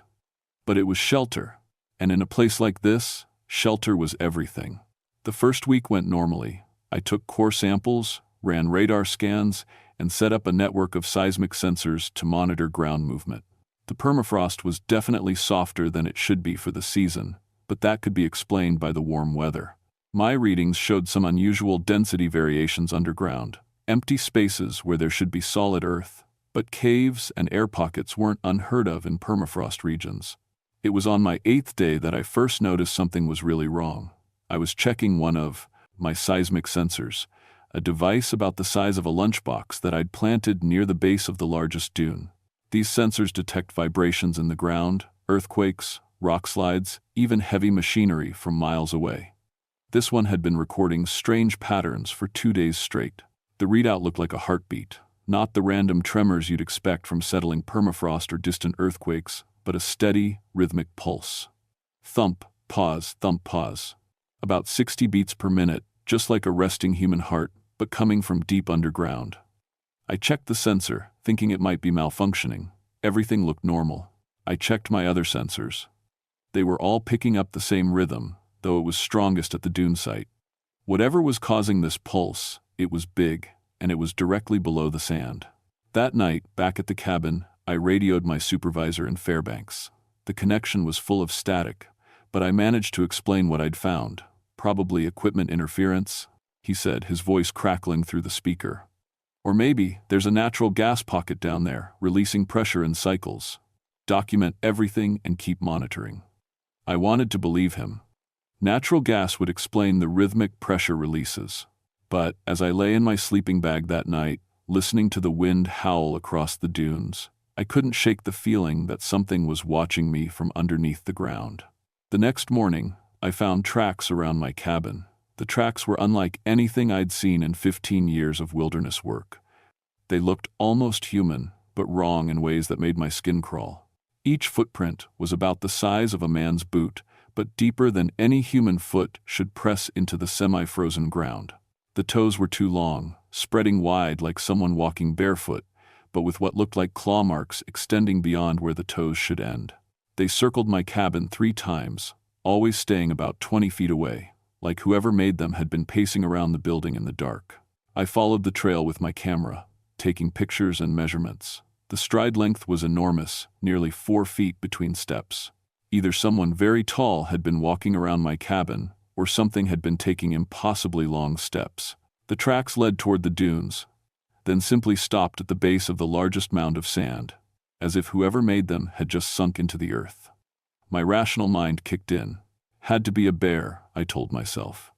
Black bears could leave tracks that might look humanish if the ground was soft. The claw marks supported that theory. But bears don't pace in perfect circles, and they definitely don't sink into permafrost. I spent that day expanding my sensor network, placing more seismic detectors in a wider pattern around the dunes. If something large was moving underground, I wanted to track it. The heartbeat rhythm continued, steady and strong, coming from what my equipment estimated to be about 50 feet below the surface. That afternoon, I made a discovery that changed everything. I was using my ground-penetrating radar to map what I thought might be a natural cave system when I found the entrance. It was hidden behind a collapse of sand and ice on the north side of the largest dune, barely wide enough for a person to squeeze through. The opening descended at a steep angle, disappearing into darkness. My radar showed that this wasn't just a small cave. The tunnel system extended for miles in every direction, with chambers large enough to hold buildings. Some of the passages went deeper than my equipment could measure. I should have radioed for backup. I should have waited for more equipment, more people. Instead, I grabbed my headlamp, a rope, and my geological survey kit, and squeezed through the opening. The tunnel was perfectly round, about 6 feet in diameter, with smooth walls that showed clear tool marks. Someone had carved this passage, and recently, the permafrost should have been too hard to work with hand tools, but the cuts in the walls looked fresh, with none of the ice buildup you'd expect in an old excavation. 20 feet down, the tunnel opened into a larger chamber. I played my headlamp beam around the space and nearly dropped the light in shock. The walls were covered in carvings, not random scratches or natural erosion patterns, but deliberate artwork. Figures that looked almost human, but stretched and elongated, with arms that hung down to their ankles and faces that were just empty, dark hollows. The style was unlike any native Alaskan art I'd seen, more primitive, more ancient. At the center of each wall was a spiral pattern that seemed to draw the eye inward, making me dizzy if I looked at it too long. I took pictures, lots of them, though the camera flash made the carved figures seem to move in the strobing light. As I worked, I became aware of a sound that hadn't been there before. Or maybe I just hadn't noticed it. Breathing. Deep, slow breaths echoing from somewhere deeper in the cave system. Too deep and too slow to be human. Each inhale lasted about 10 seconds, each exhale the same. I realized I was listening to the source of the heartbeat my sensors had been detecting. Something down here was alive, and it was big enough that its breathing created seismic vibrations. I should have left then. Every instinct I had was screaming at me to get out of that cave and never come back. But I'm a scientist, and scientists need answers. I followed the sound deeper into the tunnel. The passage branched and split, creating a maze of interconnected chambers. My headlamp beam showed more carvings, stranger and more disturbing than the first ones. Scenes of the tall, thin figures emerging from underground, standing over much smaller human-like shapes. The smaller figures were always on their knees, arms raised as if in worship or surrender. The breathing got louder. I found myself in a chamber that was clearly not natural. The walls, floor, and ceiling were all perfectly smooth, carved from solid rock with precision that would challenge modern equipment. The room was circular, about 30 feet across, with tunnels leading off in 8 different directions like the spokes of a wheel. At the center of the room was a spiral pattern carved deep into the floor. The same design I'd seen on the walls, but much larger. As I approached it, my headlamp beam caught something that made me freeze. The spiral wasn't empty, something was moving inside it. I knelt down and aimed my light into the carved depression. The spiral went down at least 3 feet, carved in a continuous groove that wound tighter and tighter toward the center. And at the very center, coiled like a sleeping snake, was what looked like a massive root or vine. It was about as thick as my arm, pale gray in color, and it was definitely moving. Slowly, rhythmically, like something breathing. As I watched, the root thing uncoiled slightly and turned toward my light. At what I'd thought was one end, a horizontal slit opened up. Not a mouth exactly, but something like an eye. It was looking at me. I scrambled backwards so fast I fell over my own feet. My headlamp went flying, spinning across the floor and casting crazy shadows on the walls. In the spinning light, the carved figures seemed to be moving, reaching out from the walls with their impossibly long arms. I grabbed my light and ran. I didn't stop running until I was back in my cabin, with the door locked and every light in the place turned on. My hands were shaking so badly it took 3 tries to get the radio working. "Base, this is Catherine at Kobuk Valley," I said into the microphone. "I need to report a significant archaeological discovery. Requesting immediate backup and a full investigation team." Static answered me. I tried again, adjusting frequencies, checking connections. Nothing. The radio was working fine, but no one was answering. I was completely alone, 100 miles from the nearest human being, and something underground was starting to wake up. I didn't sleep that night. Every time I closed my eyes, I saw that gray, root-like thing turning to look at me with its slit of an eye. I kept telling myself it had to be some kind of plant, maybe a rare fungus that had adapted to the permafrost environment. But plants don't look at you. Plants don't track your movement with the intelligence I'd seen in that underground chamber. By morning, I'd almost convinced myself that exhaustion and the strange environment had played tricks on my mind. Cave exploration can do that to people. The darkness, the isolation, the way sound echoes strangely off rock walls. I'd probably seen a normal root system, and my brain had filled in the rest. That theory lasted until I checked my seismic sensors.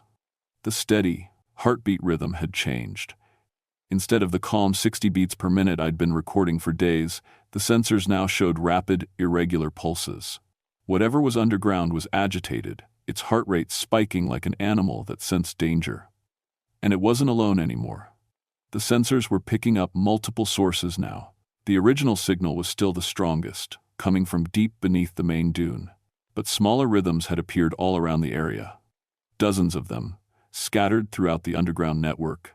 Each one had the same irregular, excited pattern. I spent the morning trying to reach someone, anyone, on the radio.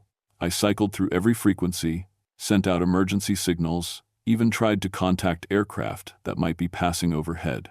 The radio was working perfectly. I could hear static, even pick up some distant chatter between pilots, but no one responded to my calls. It was as if my voice couldn't get out, like some invisible barrier was keeping my transmissions from reaching the outside world. Around noon, I decided to pack up and leave. Whatever I'd found down in those tunnels was beyond my ability to handle alone. I could hike to the nearest village, bring back help, approach this thing properly with a full team and real equipment. I was loading my gear into my backpack when I heard the sound. It came from underground, muffled but clearly audible through the cabin floor. A low, rumbling moan that lasted about 30 seconds, followed by silence, then another moan from a different direction. Then another. Soon, the moans were coming from all around the cabin, a chorus of deep voices that seemed to be calling to each other through the earth. I grabbed my seismic readings and spread them out on the table. The multiple heartbeats I'd been tracking were all synchronized now, pulsing in unison like a single, massive organism, and they were moving. The sensors showed the sources of the rhythm slowly migrating upward, getting closer to the surface. Whatever lived in those deep chambers was rising, and they were doing it together, with purpose. I had to see what was happening at the dunes. I know how that sounds. Horror movies are full of people making stupid decisions, walking toward obvious danger instead of running away. But I'm a scientist, and sometimes the need to understand overrides common sense. I convinced myself that I just needed one more look. Enough information to make my eventual report useful. I hiked to the main dune with my backpack full of gear and my camera ready. The late afternoon sun was warm enough that the surface sand was actually hot under my boots, but the seismic activity had increased so much that I could feel vibrations through the ground with every step. The entrance to the cave system had changed. What had been a narrow squeeze between collapsed sand and ice was now a gaping hole about 10 feet wide. The opening looked like a mouth, with irregular edges, that reminded me uncomfortably of teeth. Warm air was flowing out of the tunnel, carrying a smell I couldn't identify, something organic and earthy, but wrong somehow, like soil that had been mixed with blood. I set up my equipment at what seemed like a safe distance and started taking readings. The ground-penetrating radar showed movement everywhere underground. Massive objects were shifting position in the deep chambers, and new tunnels were being carved at impossible speed. Whatever was down there was expanding its domain, creating new passages that spread out like a spiderweb beneath the entire dune field. That's when I saw the first one emerge. It crawled out of the tunnel opening like a massive gray worm, but as it reached the surface, it began to unfold. Arms and legs extended from what I'd thought was a segmented body. A head rose from the front end, turning left and right as if testing the air. It was one of the figures from the cave carvings, but real and alive. The creature stood about 8 feet tall, but was impossibly thin, like a human being that had been stretched on a rack. Its skin was the same pale gray color as the root thing I'd seen in the spiral carving, with a texture that looked more like stone than flesh. Its arms hung down past its knees, ending in hands with fingers that were at least a foot long. The face was the worst part, just smooth gray skin with two dark holes where eyes should be and a horizontal slit for a mouth. It stood at the tunnel entrance for a long moment, that eyeless face turning in my direction. I was downwind and at least 200 yards away, hidden behind a smaller dune, but somehow I knew it was aware of me. The slit of its mouth opened and closed in what might have been breathing, or might have been tasting the air. Then it called to the others. The sound that came from the creature was like nothing I'd ever heard. Imagine the lowest note you've ever heard from a pipe organ, then lower it another octave and let it go on for a full minute. The call seemed to come from deep in the creature's chest, vibrating through the ground and into my bones. Similar calls answered from underground. Dozens of them, maybe hundreds, all with slightly different tones and pitches. The creature at the surface called again, and this time the sound was clearly communicative. It was talking to the others, telling them something about the surface world. More creatures began emerging from the tunnel. They came out one by one at first, then in groups of 3 or 4. Each one was slightly different, some taller, some with longer arms, some with additional joints in their limbs that let them bend in impossible ways. But they all had that same gray, stone-like skin and those empty eye sockets that somehow still seemed to see. Within an hour, there were at least 50 of them gathered around the tunnel entrance. They stood in a rough circle, their heads tilted upward toward the sun, mouths open as if they were feeding on the light. Some of them were making quiet sounds, not the deep calls but softer notes, almost like singing. I should have run then. I should have grabbed my gear and headed for the village as fast as my legs could carry me. But I was transfixed by what I was seeing. These creatures were clearly intelligent, possibly more intelligent than humans. The way they organized themselves, the complexity of their vocalizations, the obvious purpose in their movements. This was the discovery of a lifetime. I was so focused on watching them that I didn't notice the vibrations under my feet until it was too late. The sand beneath me began to sink, not collapsing like a normal dune, but descending smoothly as if it were being pulled down from below. I tried to scramble away, but the area of sinking sand was larger than I'd realized. Within seconds, I was waist-deep in sand that flowed like water, dragging me down toward a darkness that had opened beneath the dune. As I sank, I could see the gray creatures turning in my direction. Their empty eye sockets were all focused on me, and their horizontal mouths had opened wide, revealing rows of crystalline teeth that caught the sunlight like broken glass. They weren't just intelligent, they were hunters. And I had just fallen into their trap. The sand stopped flowing when I was buried up to my chest, leaving my arms free but my body completely trapped. I was in some kind of funnel-shaped pit, with smooth sides that offered no handhold for climbing. Above me, the circle of gray creatures had moved closer, standing at the rim of the pit and looking down at me with those terrible empty sockets. One of them, larger than the others, began to descend the side of the pit. It moved like a spider, its impossibly long fingers finding purchase on the smooth sand walls. As it got closer, I could see details that made my stomach turn. Its skin wasn't just gray, it was shot through with veins of what looked like mineral deposits, glowing faintly with their own light. The horizontal slit of its mouth was lined with those crystalline teeth, but behind them I could see another row of teeth, and another, going back into its throat like a shark's mouth. It stopped just a few feet above me and spoke. I don't know how I understood the words. The creature's mouth opened and closed, making sounds like grinding stone, but somehow the meaning appeared directly in my mind. The voice was ancient, tired, but absolutely commanding. "You have disturbed the deep places," it said without speaking. "You have brought tools of metal and noise where only silence should reign. Why do you poison the earth with your presence?" I tried to answer out loud, but my voice came out as a terrified whisper. "I'm a scientist. I was just studying the ground, checking if it was stable for construction. I didn't know anyone lived down there." The creature's head tilted to one side, considering my words. Around the rim of the pit, the others began making those low organ note sounds, but quieter now, like a conversation I couldn't understand. "You study the earth?" the large creature continued in my mind. "You know the stones and the deep cold, but you do not know the first truth of this place." "What truth?" "We are the earth. We are the bones beneath, the roots that hold, the breath that keeps the frozen ground from falling into the fire below. Your kind builds and digs and burns without knowing that we maintain the balance that keeps your world from breaking apart. As it spoke, images flashed through my mind, not words or pictures, but direct understanding.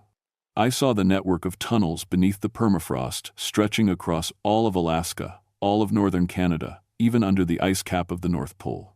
In every tunnel system lived creatures like these, ancient beings that had been there since before human civilization began. They were caretakers of the permafrost, maintaining the delicate balance of ice and earth that kept the northern regions stable. When climate changes threatened to melt the frozen ground too quickly, they worked to reinforce it. When seismic activity threatened to crack the foundations of the continents, they absorbed the stress through their tunnel networks. But they were dying. Your kind releases poison into the air, the creature said. The deep cold that we tend grows weak. The earth bones crack and the foundation stones shift. We can no longer maintain the balance alone. I understood then why they had emerged.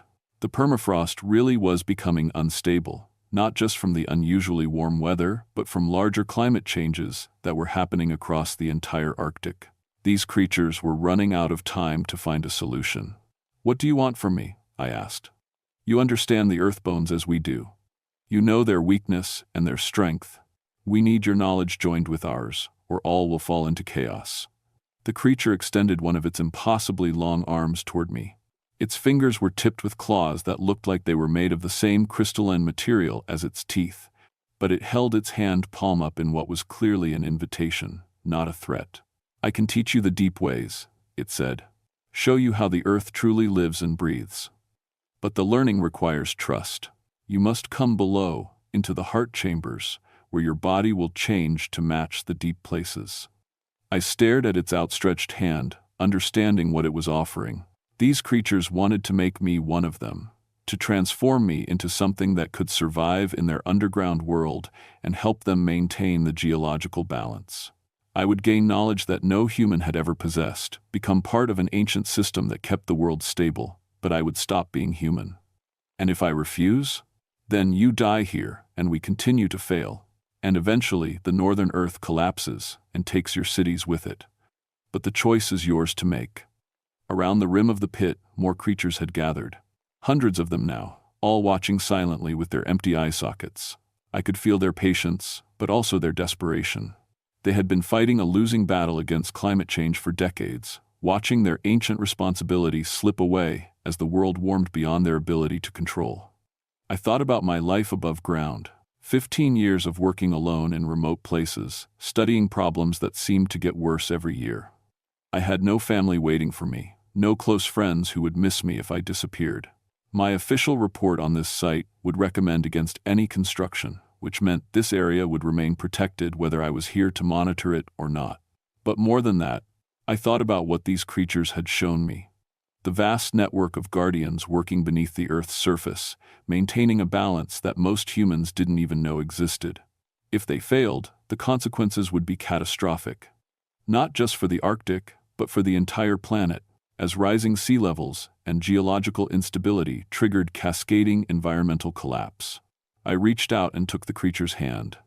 Its skin was warm, despite looking like stone. And as our fingers touched, I felt a jolt of connection that went deeper than physical contact. Suddenly, I could sense the vast underground network, feel the subtle movements of earth and ice across thousands of square miles. The permafrost wasn't just frozen ground, it was a living system, breathing and shifting in patterns that these creatures had been tending for millennia. "It will not hurt," the creature said as it began to pull me up out of the sand trap. "The change comes slowly, and brings understanding with each step." But as my feet came free from the sand, I felt the transformation beginning immediately. My skin tingled and began to toughen, taking on a grayish cast. My vision sharpened, showing me details in the underground darkness that human eyes could never see. Most strangely, I could suddenly sense the network of tunnels beneath my feet, feeling the movement of the other creatures like points of warmth in a vast three-dimensional map. The large creature led me toward the tunnel entrance, the others parting to make way for us. As we descended into the earth, I took one last look back at the surface world. The sun was setting over the sand dunes, painting the sky in brilliant oranges and purples. It was beautiful. but I found that I no longer felt the loss of leaving it behind. Below ground, there were different kinds of beauty, and more important work to be done. The official report on the Kobuk Valley Geological Survey was filed 6 months later by a replacement ranger sent to investigate my disappearance. According to the documentation, Dr. Catherine Deepwater had vanished without a trace while conducting routine permafrost stability tests. Her equipment was found scattered around her base camp, and search teams discovered evidence of cave-ins near the main dune that suggested unstable ground conditions. The final recommendation was exactly what I would have written myself. The area was unsuitable for any kind of development and should remain permanently protected as undisturbed wilderness. What the report didn't mention was the strange seismic stability that had developed in the region following my disappearance. The permafrost, which had been showing signs of dangerous thawing, had somehow strengthened and stabilized. Ground temperatures had lowered by several degrees, and the underground structure was now more solid than it had been in decades. I know this because I'm still there. In a sense, the transformation took several weeks to complete. My body changed gradually, becoming something that could survive in the deep cold and high pressure of the underground chambers. My skin thickened and took on the gray, stone-like texture of the other guardians. My senses expanded to include perception of seismic vibrations, mineral compositions, and the subtle electrical fields that flow through the earth. But I kept my human mind, my scientific knowledge, and my understanding of the surface world. That was what they had needed from me, someone who could bridge the gap between their ancient wisdom and modern environmental science. Together, we worked to maintain the balance. I help them understand the chemical processes behind climate change, while they teach me techniques for geological stabilization that human science never discovered. We monitor the permafrost across thousands of square miles, strengthening weak points and redirecting thermal energy to prevent dangerous melting. It's important work, more important than anything I did as a surface-dwelling scientist. The network of underground guardians is all that stands between civilization and catastrophic geological collapse. Without our constant maintenance, the northern permafrost would destabilize completely within a few decades, releasing billions of tons of methane and carbon dioxide while triggering massive earthquakes and landslides. Sometimes I wonder what happened to my old life. Did anyone miss Dr. Catherine Deepwater? Did my disappearance make any difference to the world above? But those questions seem less important now. I have a new purpose, a new community, and knowledge that spans geological ages. The other guardians have accepted me fully. I communicate with them through the same vibration-based language they've always used, though I still think in English most of the time. They've taught me to read the deep history of the Earth, to understand the planet as a living system with its own intelligence and needs. We are not the only guardians. Similar communities exist beneath every major geological formation on Earth, under mountains, beneath ocean floors, in the deep places where tectonic plates meet. We're all connected through the rock itself, sharing information about seismic stress, mineral flows, and the planet's overall health. Humanity has no idea that this network exists, that their civilization depends on the constant work of beings they would dismiss as impossible. Occasionally, we encounter other humans who stumble into our domain. Scientists, mostly, or explorers who dig too deep in the wrong places. Most of them react with fear and have to be redirected.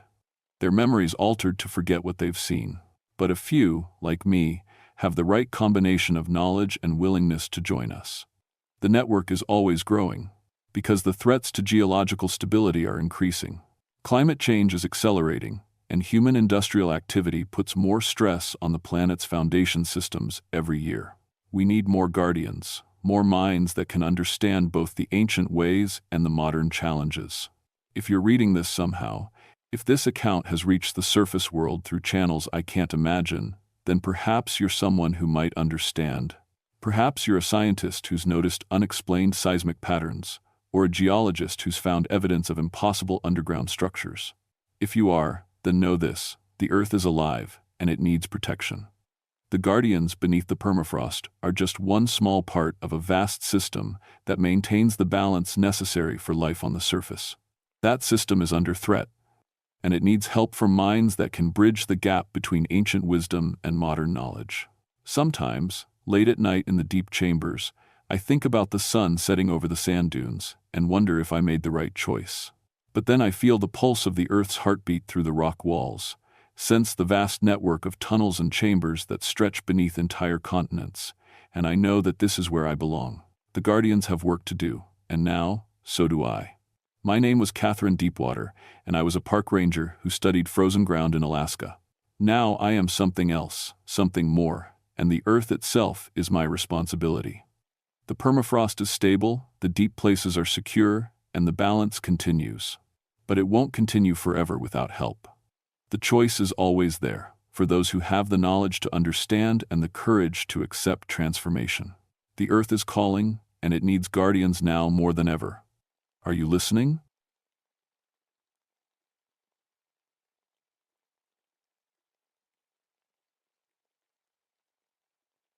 My name is Robert Icebreaker, and I've been a park ranger at Glacier Bay for 22 years.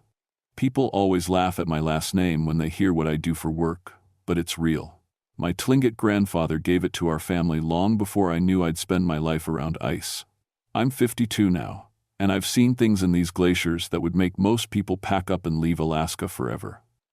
But back in August of 1995, I thought I understood ice. I thought glaciers were just frozen water, nothing more.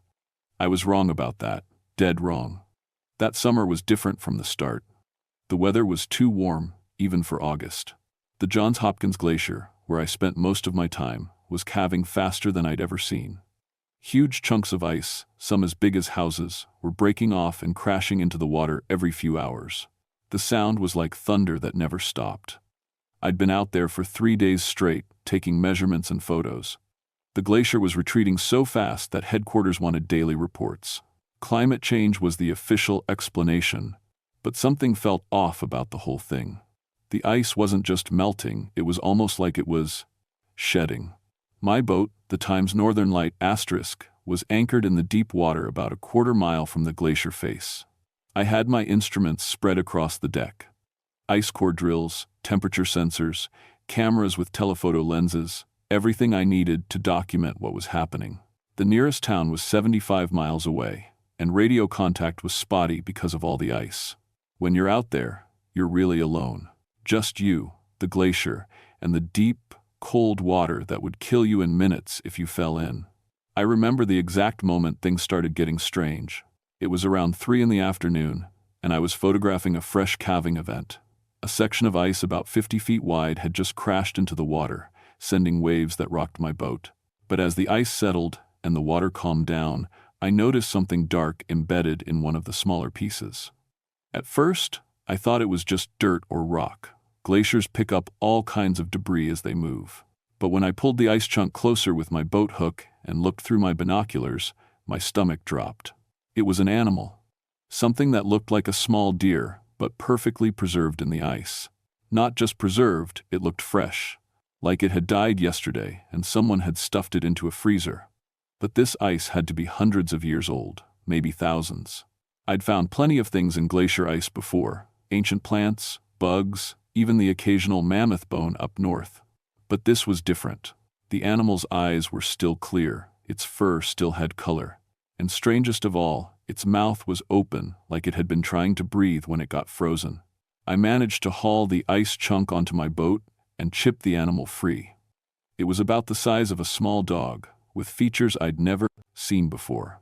The legs were too long, the ears too pointed. It didn't look like any species I knew, living or extinct. But when I touched it, the thing's skin was still soft. Not frozen solid like it should have been, not rotted like something dead for centuries, just soft, warm, even. That's when I heard my grandfather's voice in my head, telling me stories I hadn't thought about in decades. Stories about the ice having memory, about glaciers holding on to things from different times, keeping them safe, until the right moment to let them go. Just old legends, I said out loud to myself. My voice sounded small against the massive ice wall looming over me. But as I looked at the impossible animal in my hands, and then at the glacier that had held it for who knows how long, I started to wonder if maybe my grandfather hadn't been telling stories after all. Maybe he'd been trying to warn me. The next morning, I radioed headquarters about the animal. I kept the description vague, just said I'd found some unusual biological material and needed to speak with someone from the research division. The radio crackled with static, making the conversation choppy, but I managed to get through that. I was extending my survey for a few more days. I spent the morning examining the creature more closely. Under my magnifying glass, I could see details that made my hands shake. Its teeth were sharp and needle-like, designed for tearing meat, but its eyes were too intelligent for a simple predator. They were golden with flecks of ice blue, and even though it was dead, they seemed to track my movements. The strangest part was its fur. When I pulled out individual hairs to examine them, they felt warm between my fingers. Not just unfrozen, actually warm, like the animal had just been running around in summer sun instead of locked in ice for centuries. I was so focused on the creature that I almost missed the second calving event. The crash of ice hitting water jolted me back to reality, and I looked up to see another massive section of the glacier sliding into the fjord. The waves rocked my boat hard enough to knock my coffee mug off the console. But this time, I was watching when it happened. And I saw something that made me grab my camera with shaking hands. Just before the ice broke away, I swear I saw movement inside it. Not just cracks forming or ice shifting, actual movement. Like something was swimming through the solid ice, trying to get out. The binoculars confirmed what I hoped I hadn't seen. There were shapes in the newly exposed ice face. Dark shadows that looked almost human, trapped in the glacier like insects in amber. But these shapes were moving, reaching toward the surface, their mouths open in silent screams. I took pictures until my camera battery died, then switched to my backup. The images showed the shapes clearly, but they also showed something else that made my blood run cold. The ice around the figures was cloudy and swirled, like it was still liquid, like the glacier was digesting them.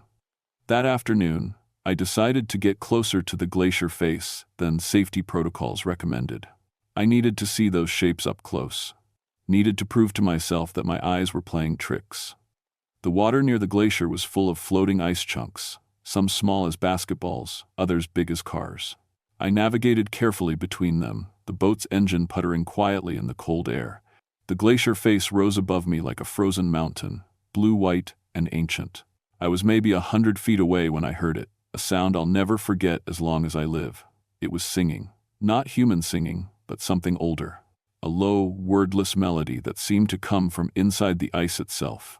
The tune was beautiful and terrible at the same time, like a lullaby for the dead. It made my teeth ache and my eyes water, but I couldn't stop listening.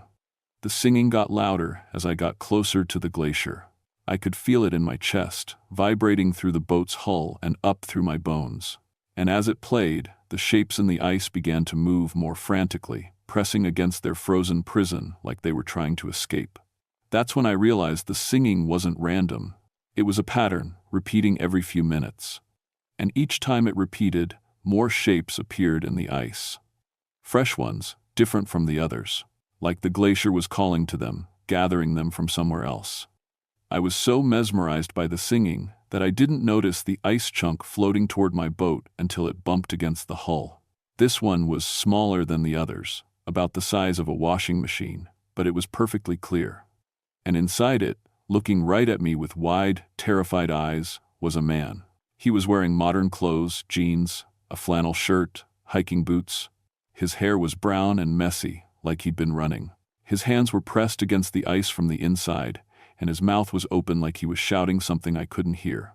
But the worst part was his eyes. They were alive, aware, blinking. He was still conscious in there. I grabbed my boat hook and tried to break the ice around him, but it was hard as stone. The man inside saw what I was doing and started pounding on the ice with his fists. I could see his lips moving, forming words. "Help me, please help me." I swung the boat hook harder, putting all my strength behind it. The metal tip barely scratched the surface. The ice wasn't just frozen water, it was something else, something that didn't want to break. The man's eyes met mine, and I saw him mouth one more word before the ice chunk suddenly sank beneath the surface. "Run." I watched the clear ice disappear into the dark water, taking the trapped man with it. The singing from the glacier grew louder, more urgent, like it was celebrating. That's when I finally understood what my grandfather had been trying to tell me all those years ago. The glacier didn't just preserve things, it collected them. And now it was collecting me. I should have left right then. Should have pulled anchor and raced back to Bartlett Cove as fast as my boat could carry me, but I couldn't get that man's face out of my head. Those blinking eyes, the desperate way he'd mouthed, "Help me," through the ice. Instead, I did something stupid. I stayed. That night, anchored in the deep water with the glacier looming over me like a frozen mountain, I tried to make sense of what I'd seen. I spread my photos across the boat's small cabin table and studied them under the lamp. In the harsh light, the shapes in the ice looked even more disturbing. They weren't just random figures, they were arranged in patterns, like the glacier was organizing them somehow. Some of the shapes were clearly human, dressed in clothes from different time periods. I could make out what looked like old-fashioned coats, maybe from the 1800s, and others in more modern clothing. But there were other things too. Animals I didn't recognize, twisted shapes that might have been human once but weren't anymore. Around midnight, the singing started again. This time, it was different, stronger. The melody seemed to wrap around my boat like invisible hands, and I could feel it pulling at something deep in my chest. My grandfather had taught me songs when I was little, traditional Tlingit songs about respect for the ice and the spirits that lived in it. But this song was older than anything he'd ever sung, older than human memory. I stepped out of the cabin to listen better, and that's when I saw them. The shapes in the glacier face were moving again, but now they were moving together, like they were dancing to the song. Their arms waved in slow motion through the ice, and their heads turned to look at me, all of them. Dozens of trapped figures, all staring directly at my boat. The singing grew louder, and I felt my feet moving without my permission. One step toward the boat's edge, then another. The melody was so beautiful, so welcoming. All I had to do was slip into the water and swim toward the glacier. The ice would welcome me, keep me safe forever. I was halfway over the rail when years of Coast Guard training kicked in. I grabbed the boat's horn and blasted it as loud as I could. The harsh sound shattered the melody like breaking glass, and suddenly, I was myself again, gasping and shaking on the deck. But the glacier wasn't done with me. As I watched, the ice face began to change. Cracks appeared in perfect geometric patterns, spreading across the surface like a giant spider web. The trapped figures pressed closer to these new weak points, and I could hear them now, muffled voices calling from inside the ice. Some were speaking English, others languages I didn't recognize. But they were all saying the same thing: "Join us, it's warm in here. Safe." The cracks spread faster, and chunks of ice began falling into the water. But these weren't random calvings. The glacier was deliberately releasing things. Ancient things that had been locked away for good reason. The first one to break free was a wolf. But it wasn't like any wolf I'd ever seen. It was huge, the size of a small horse, with fur that looked like it was made of frost. Its eyes glowed pale blue in the darkness, and when it hit the water, it didn't sink. It walked across the surface like it was solid ground. More animals followed, things that might have been bears once, but were wrong somehow. Too many teeth, joints that bent the wrong way, claws like icicles. They all walked on water, moving toward my boat with purpose. I started the engine and tried to back away, but the boat wouldn't respond. Looking over the side, I could see thick tendrils of ice growing up from the deep water, wrapping around my propeller and hull. The glacier wasn't just releasing its prisoners, it was making sure I couldn't escape. The ice wolf reached my boat first. It looked up at me with those glowing eyes and spoke in a voice like winter wind. "Robert Icebreaker, grandson of old Thomas, the ice has been waiting for you." It knew my name. It knew my grandfather. "Thomas promised," the wolf continued, patting around my boat on the frozen water. "Promised his bloodline would serve when the time came. The ice remembers promises, Robert. The ice remembers everything." More creatures were climbing onto the frozen water now. Things that had once been human, their skin blue-white and crackling with frost. They surrounded my boat, all watching me with the same pale, hungry eyes. "The warm times are coming," said a woman who might have been beautiful once, before the ice claimed her. "The glacier is dying. All the memories it holds, all the secrets it keeps, they will be lost unless someone helps us save them. We need a keeper," added a man whose beard was solid ice. "Someone to remember for us. Someone to hold our stories when the ice melts away." The singing started again, softer now, but more insistent. The melody wrapped around my thoughts like fog, making it hard to think clearly. The creatures on the water began to dance, slow and graceful, their movements hypnotic. "Just step down," whispered the ice wolf. "Into the water. It won't hurt. The ice will hold you, keep you, make you part of the memory forever." I looked at the dark water around my boat, now solid enough to walk on. It would be so easy. One step, and all this confusion would end. I would understand everything, be part of something ancient and important. My foot was touching the rail when I heard another voice, faint but familiar. My grandfather's voice, singing one of his old songs. Not the glacier's hypnotic melody, but something else. A protection song, a song for keeping bad spirits away. The ice creatures hissed and stepped back as I began to sing along. The words came back to me from childhood, and with them came clarity. These things weren't trying to save the glacier's memories, they were trying to make me part of them. Another prisoner in the ice, another voice calling for help that would never come. But as I sang louder, the ice around my boat began to crack. The glacier's prisoners were retreating, but I could hear something else now. A deep rumbling from inside the glacier itself, like something enormous was waking up. The glacier had been patient with me, trying to lure me gently into its trap, but now it was getting angry. The rumbling grew louder, and the entire glacier face began to shake. Not the normal movement of ice settling, but something deliberate and alive. Cracks spread across the surface, in patterns that looked almost like writing, like the glacier was trying to speak in its own ancient language. The ice creatures around my boat backed away further, their glowing eyes wide with what might have been fear. Even they were afraid of what was coming. "You've made it angry?" whispered the ice wolf, its voice barely audible over the growing rumble. "The old one doesn't like to be refused." "Old one?" I managed to ask, still singing my grandfather's protection song under my breath. "The glacier itself," said the frost woman.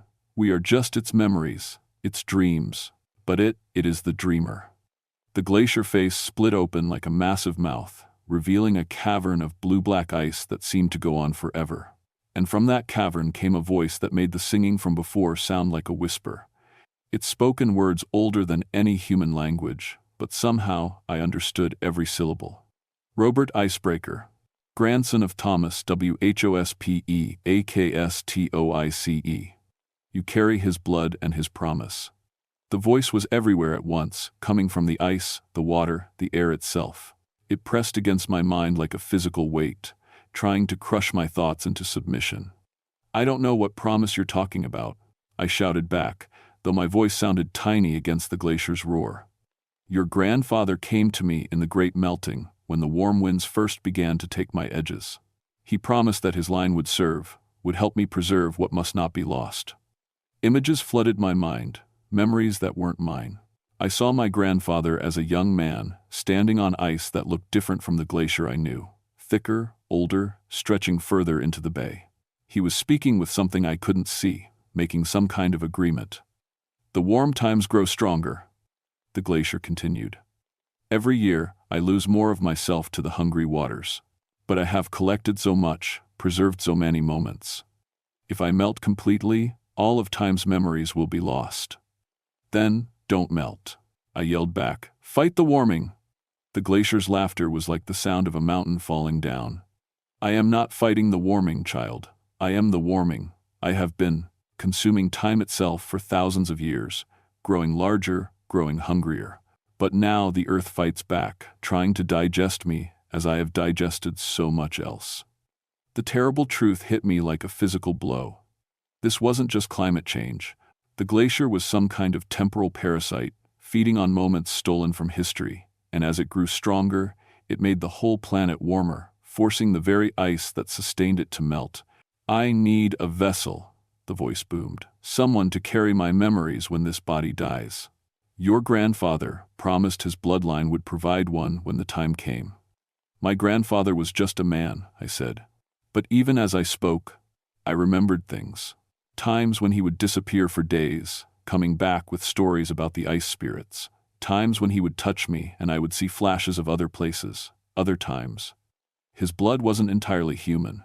He was more than man, as are you. The ice recognizes its own. The glacier began to move toward me. the massive ice face sliding forward on the water like a frozen tsunami.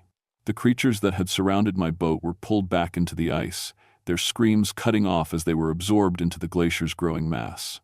"I won't let you take me," I said, starting up my boat's engine. But the ice tendrils held me fast, and the propeller just churned uselessly against them. "You cannot refuse what is already yours by right. Feel the ice in your blood. Taste the cold that lives in your bones." And I could feel it, a coldness that had always been part of me, kept dormant until now. My grandfather's heritage, whatever he really was.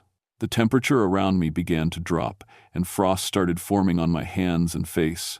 But instead of fighting it, I embraced it. Let the cold flow through me completely.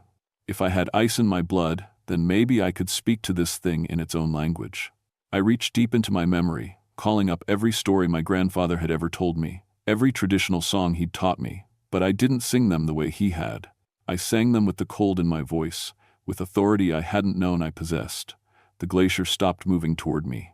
"You would challenge me?" It rumbled, but there was uncertainty in its voice now. "I would negotiate," I said, my breath now forming clouds in the suddenly Arctic air. "My grandfather made a promise, but he made it as an equal, didn't he? Not as a servant." The silence stretched between us like the moment before ice breaks under pressure. "Speak your terms. GRANDSONOFICE. You want your memories preserved," I said. "I can help with that, but not by becoming your prisoner. I'll document everything, share your story with the world. Make people understand what's really happening to the climate, but in return, you stop taking people. Stop trying to consume time. Let the world heal. And when I melt, when all my memories are lost forever, then you'll be remembered in the stories I tell. In the records I keep. Memory doesn't have to be ice, it can be words, pictures, understanding." The glacier was quiet for a long time, considering. Around me, the ice tendrils holding my boat began to loosen. "This is acceptable," it finally said. "But know this, Robert Icebreaker. You are now the keeper of the deep cold. The glacier's memories will live in you, and when your time comes to die, you must find another to carry them forward." "I understand," I said, though I wasn't sure I really did. The glacier began to retreat, pulling back to its original position. But as it moved, it left something behind. A small piece of pure, clear ice floating next to my boat. Inside it, I could see swirling patterns of light and shadow, concentrated memories, waiting to be understood. I pulled the ice aboard and felt the glacier's ancient knowledge flow into me. Thousands of years of preserved moments, all the history it had stolen and stored. It would take me the rest of my life to sort through it all, to understand what I now carried. But I had made a promise, and ice remembers everything. That was 30 years ago. I'm 82 now, retired from the Park Service, but still living in Alaska, still keeping my promise. The official reports from that summer mention unusual calving events and some interesting biological specimens found in the ice. Nothing about glacial consciousness or temporal parasites. I learned early on that some truths are too big for paperwork. But I've spent every year since then documenting what the glacier showed me. The memories it carried, the moments it had stolen from history. I've filled thousands of pages with observations, photographs, temperature readings, behavioral patterns. Most people think I'm just a dedicated climate researcher with an unusual interest in glacial mythology. They're not wrong, exactly. The Johns Hopkins Glacier is still retreating, still melting. But it's different now, slower, more natural. The desperate hunger I felt from it that August is gone, replaced by something that feels almost like peace. It's dying the way glaciers are supposed to die, gradually, gracefully, returning its water to the sea. But the memories it gave me are still here, still demanding attention. I've started giving talks at schools and universities, sharing what I learned about climate change and glacial behavior. I never mention the supernatural elements directly, but I make sure people understand that ice has a kind of memory, that glaciers preserve more than just old air and ancient snowfall. They preserve time itself. Sometimes, late at night when I'm reviewing my notes, I can still hear the glacier's voice, quieter now, more distant, but still there.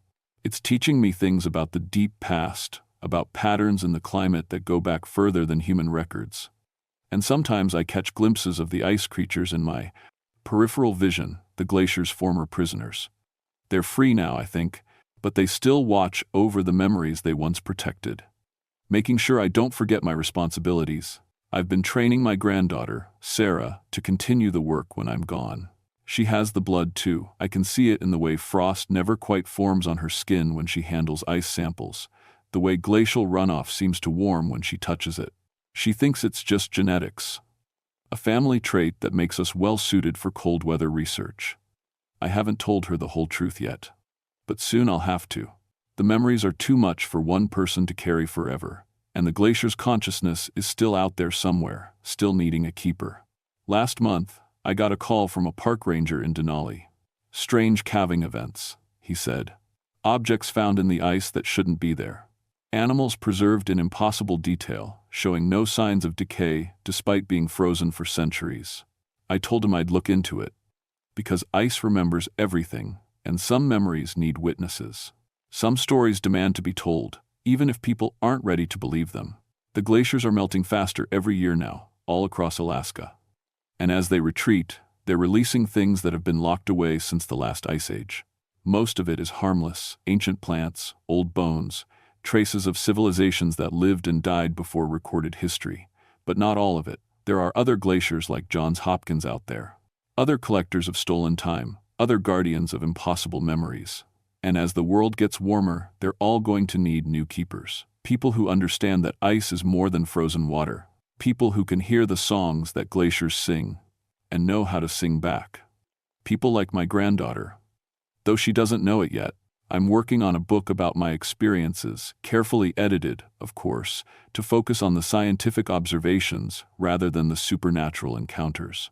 But between the lines, for those who know how to look, the real story is there. The truth about what lives in the ice and what it means for all of us as the world continues to warm.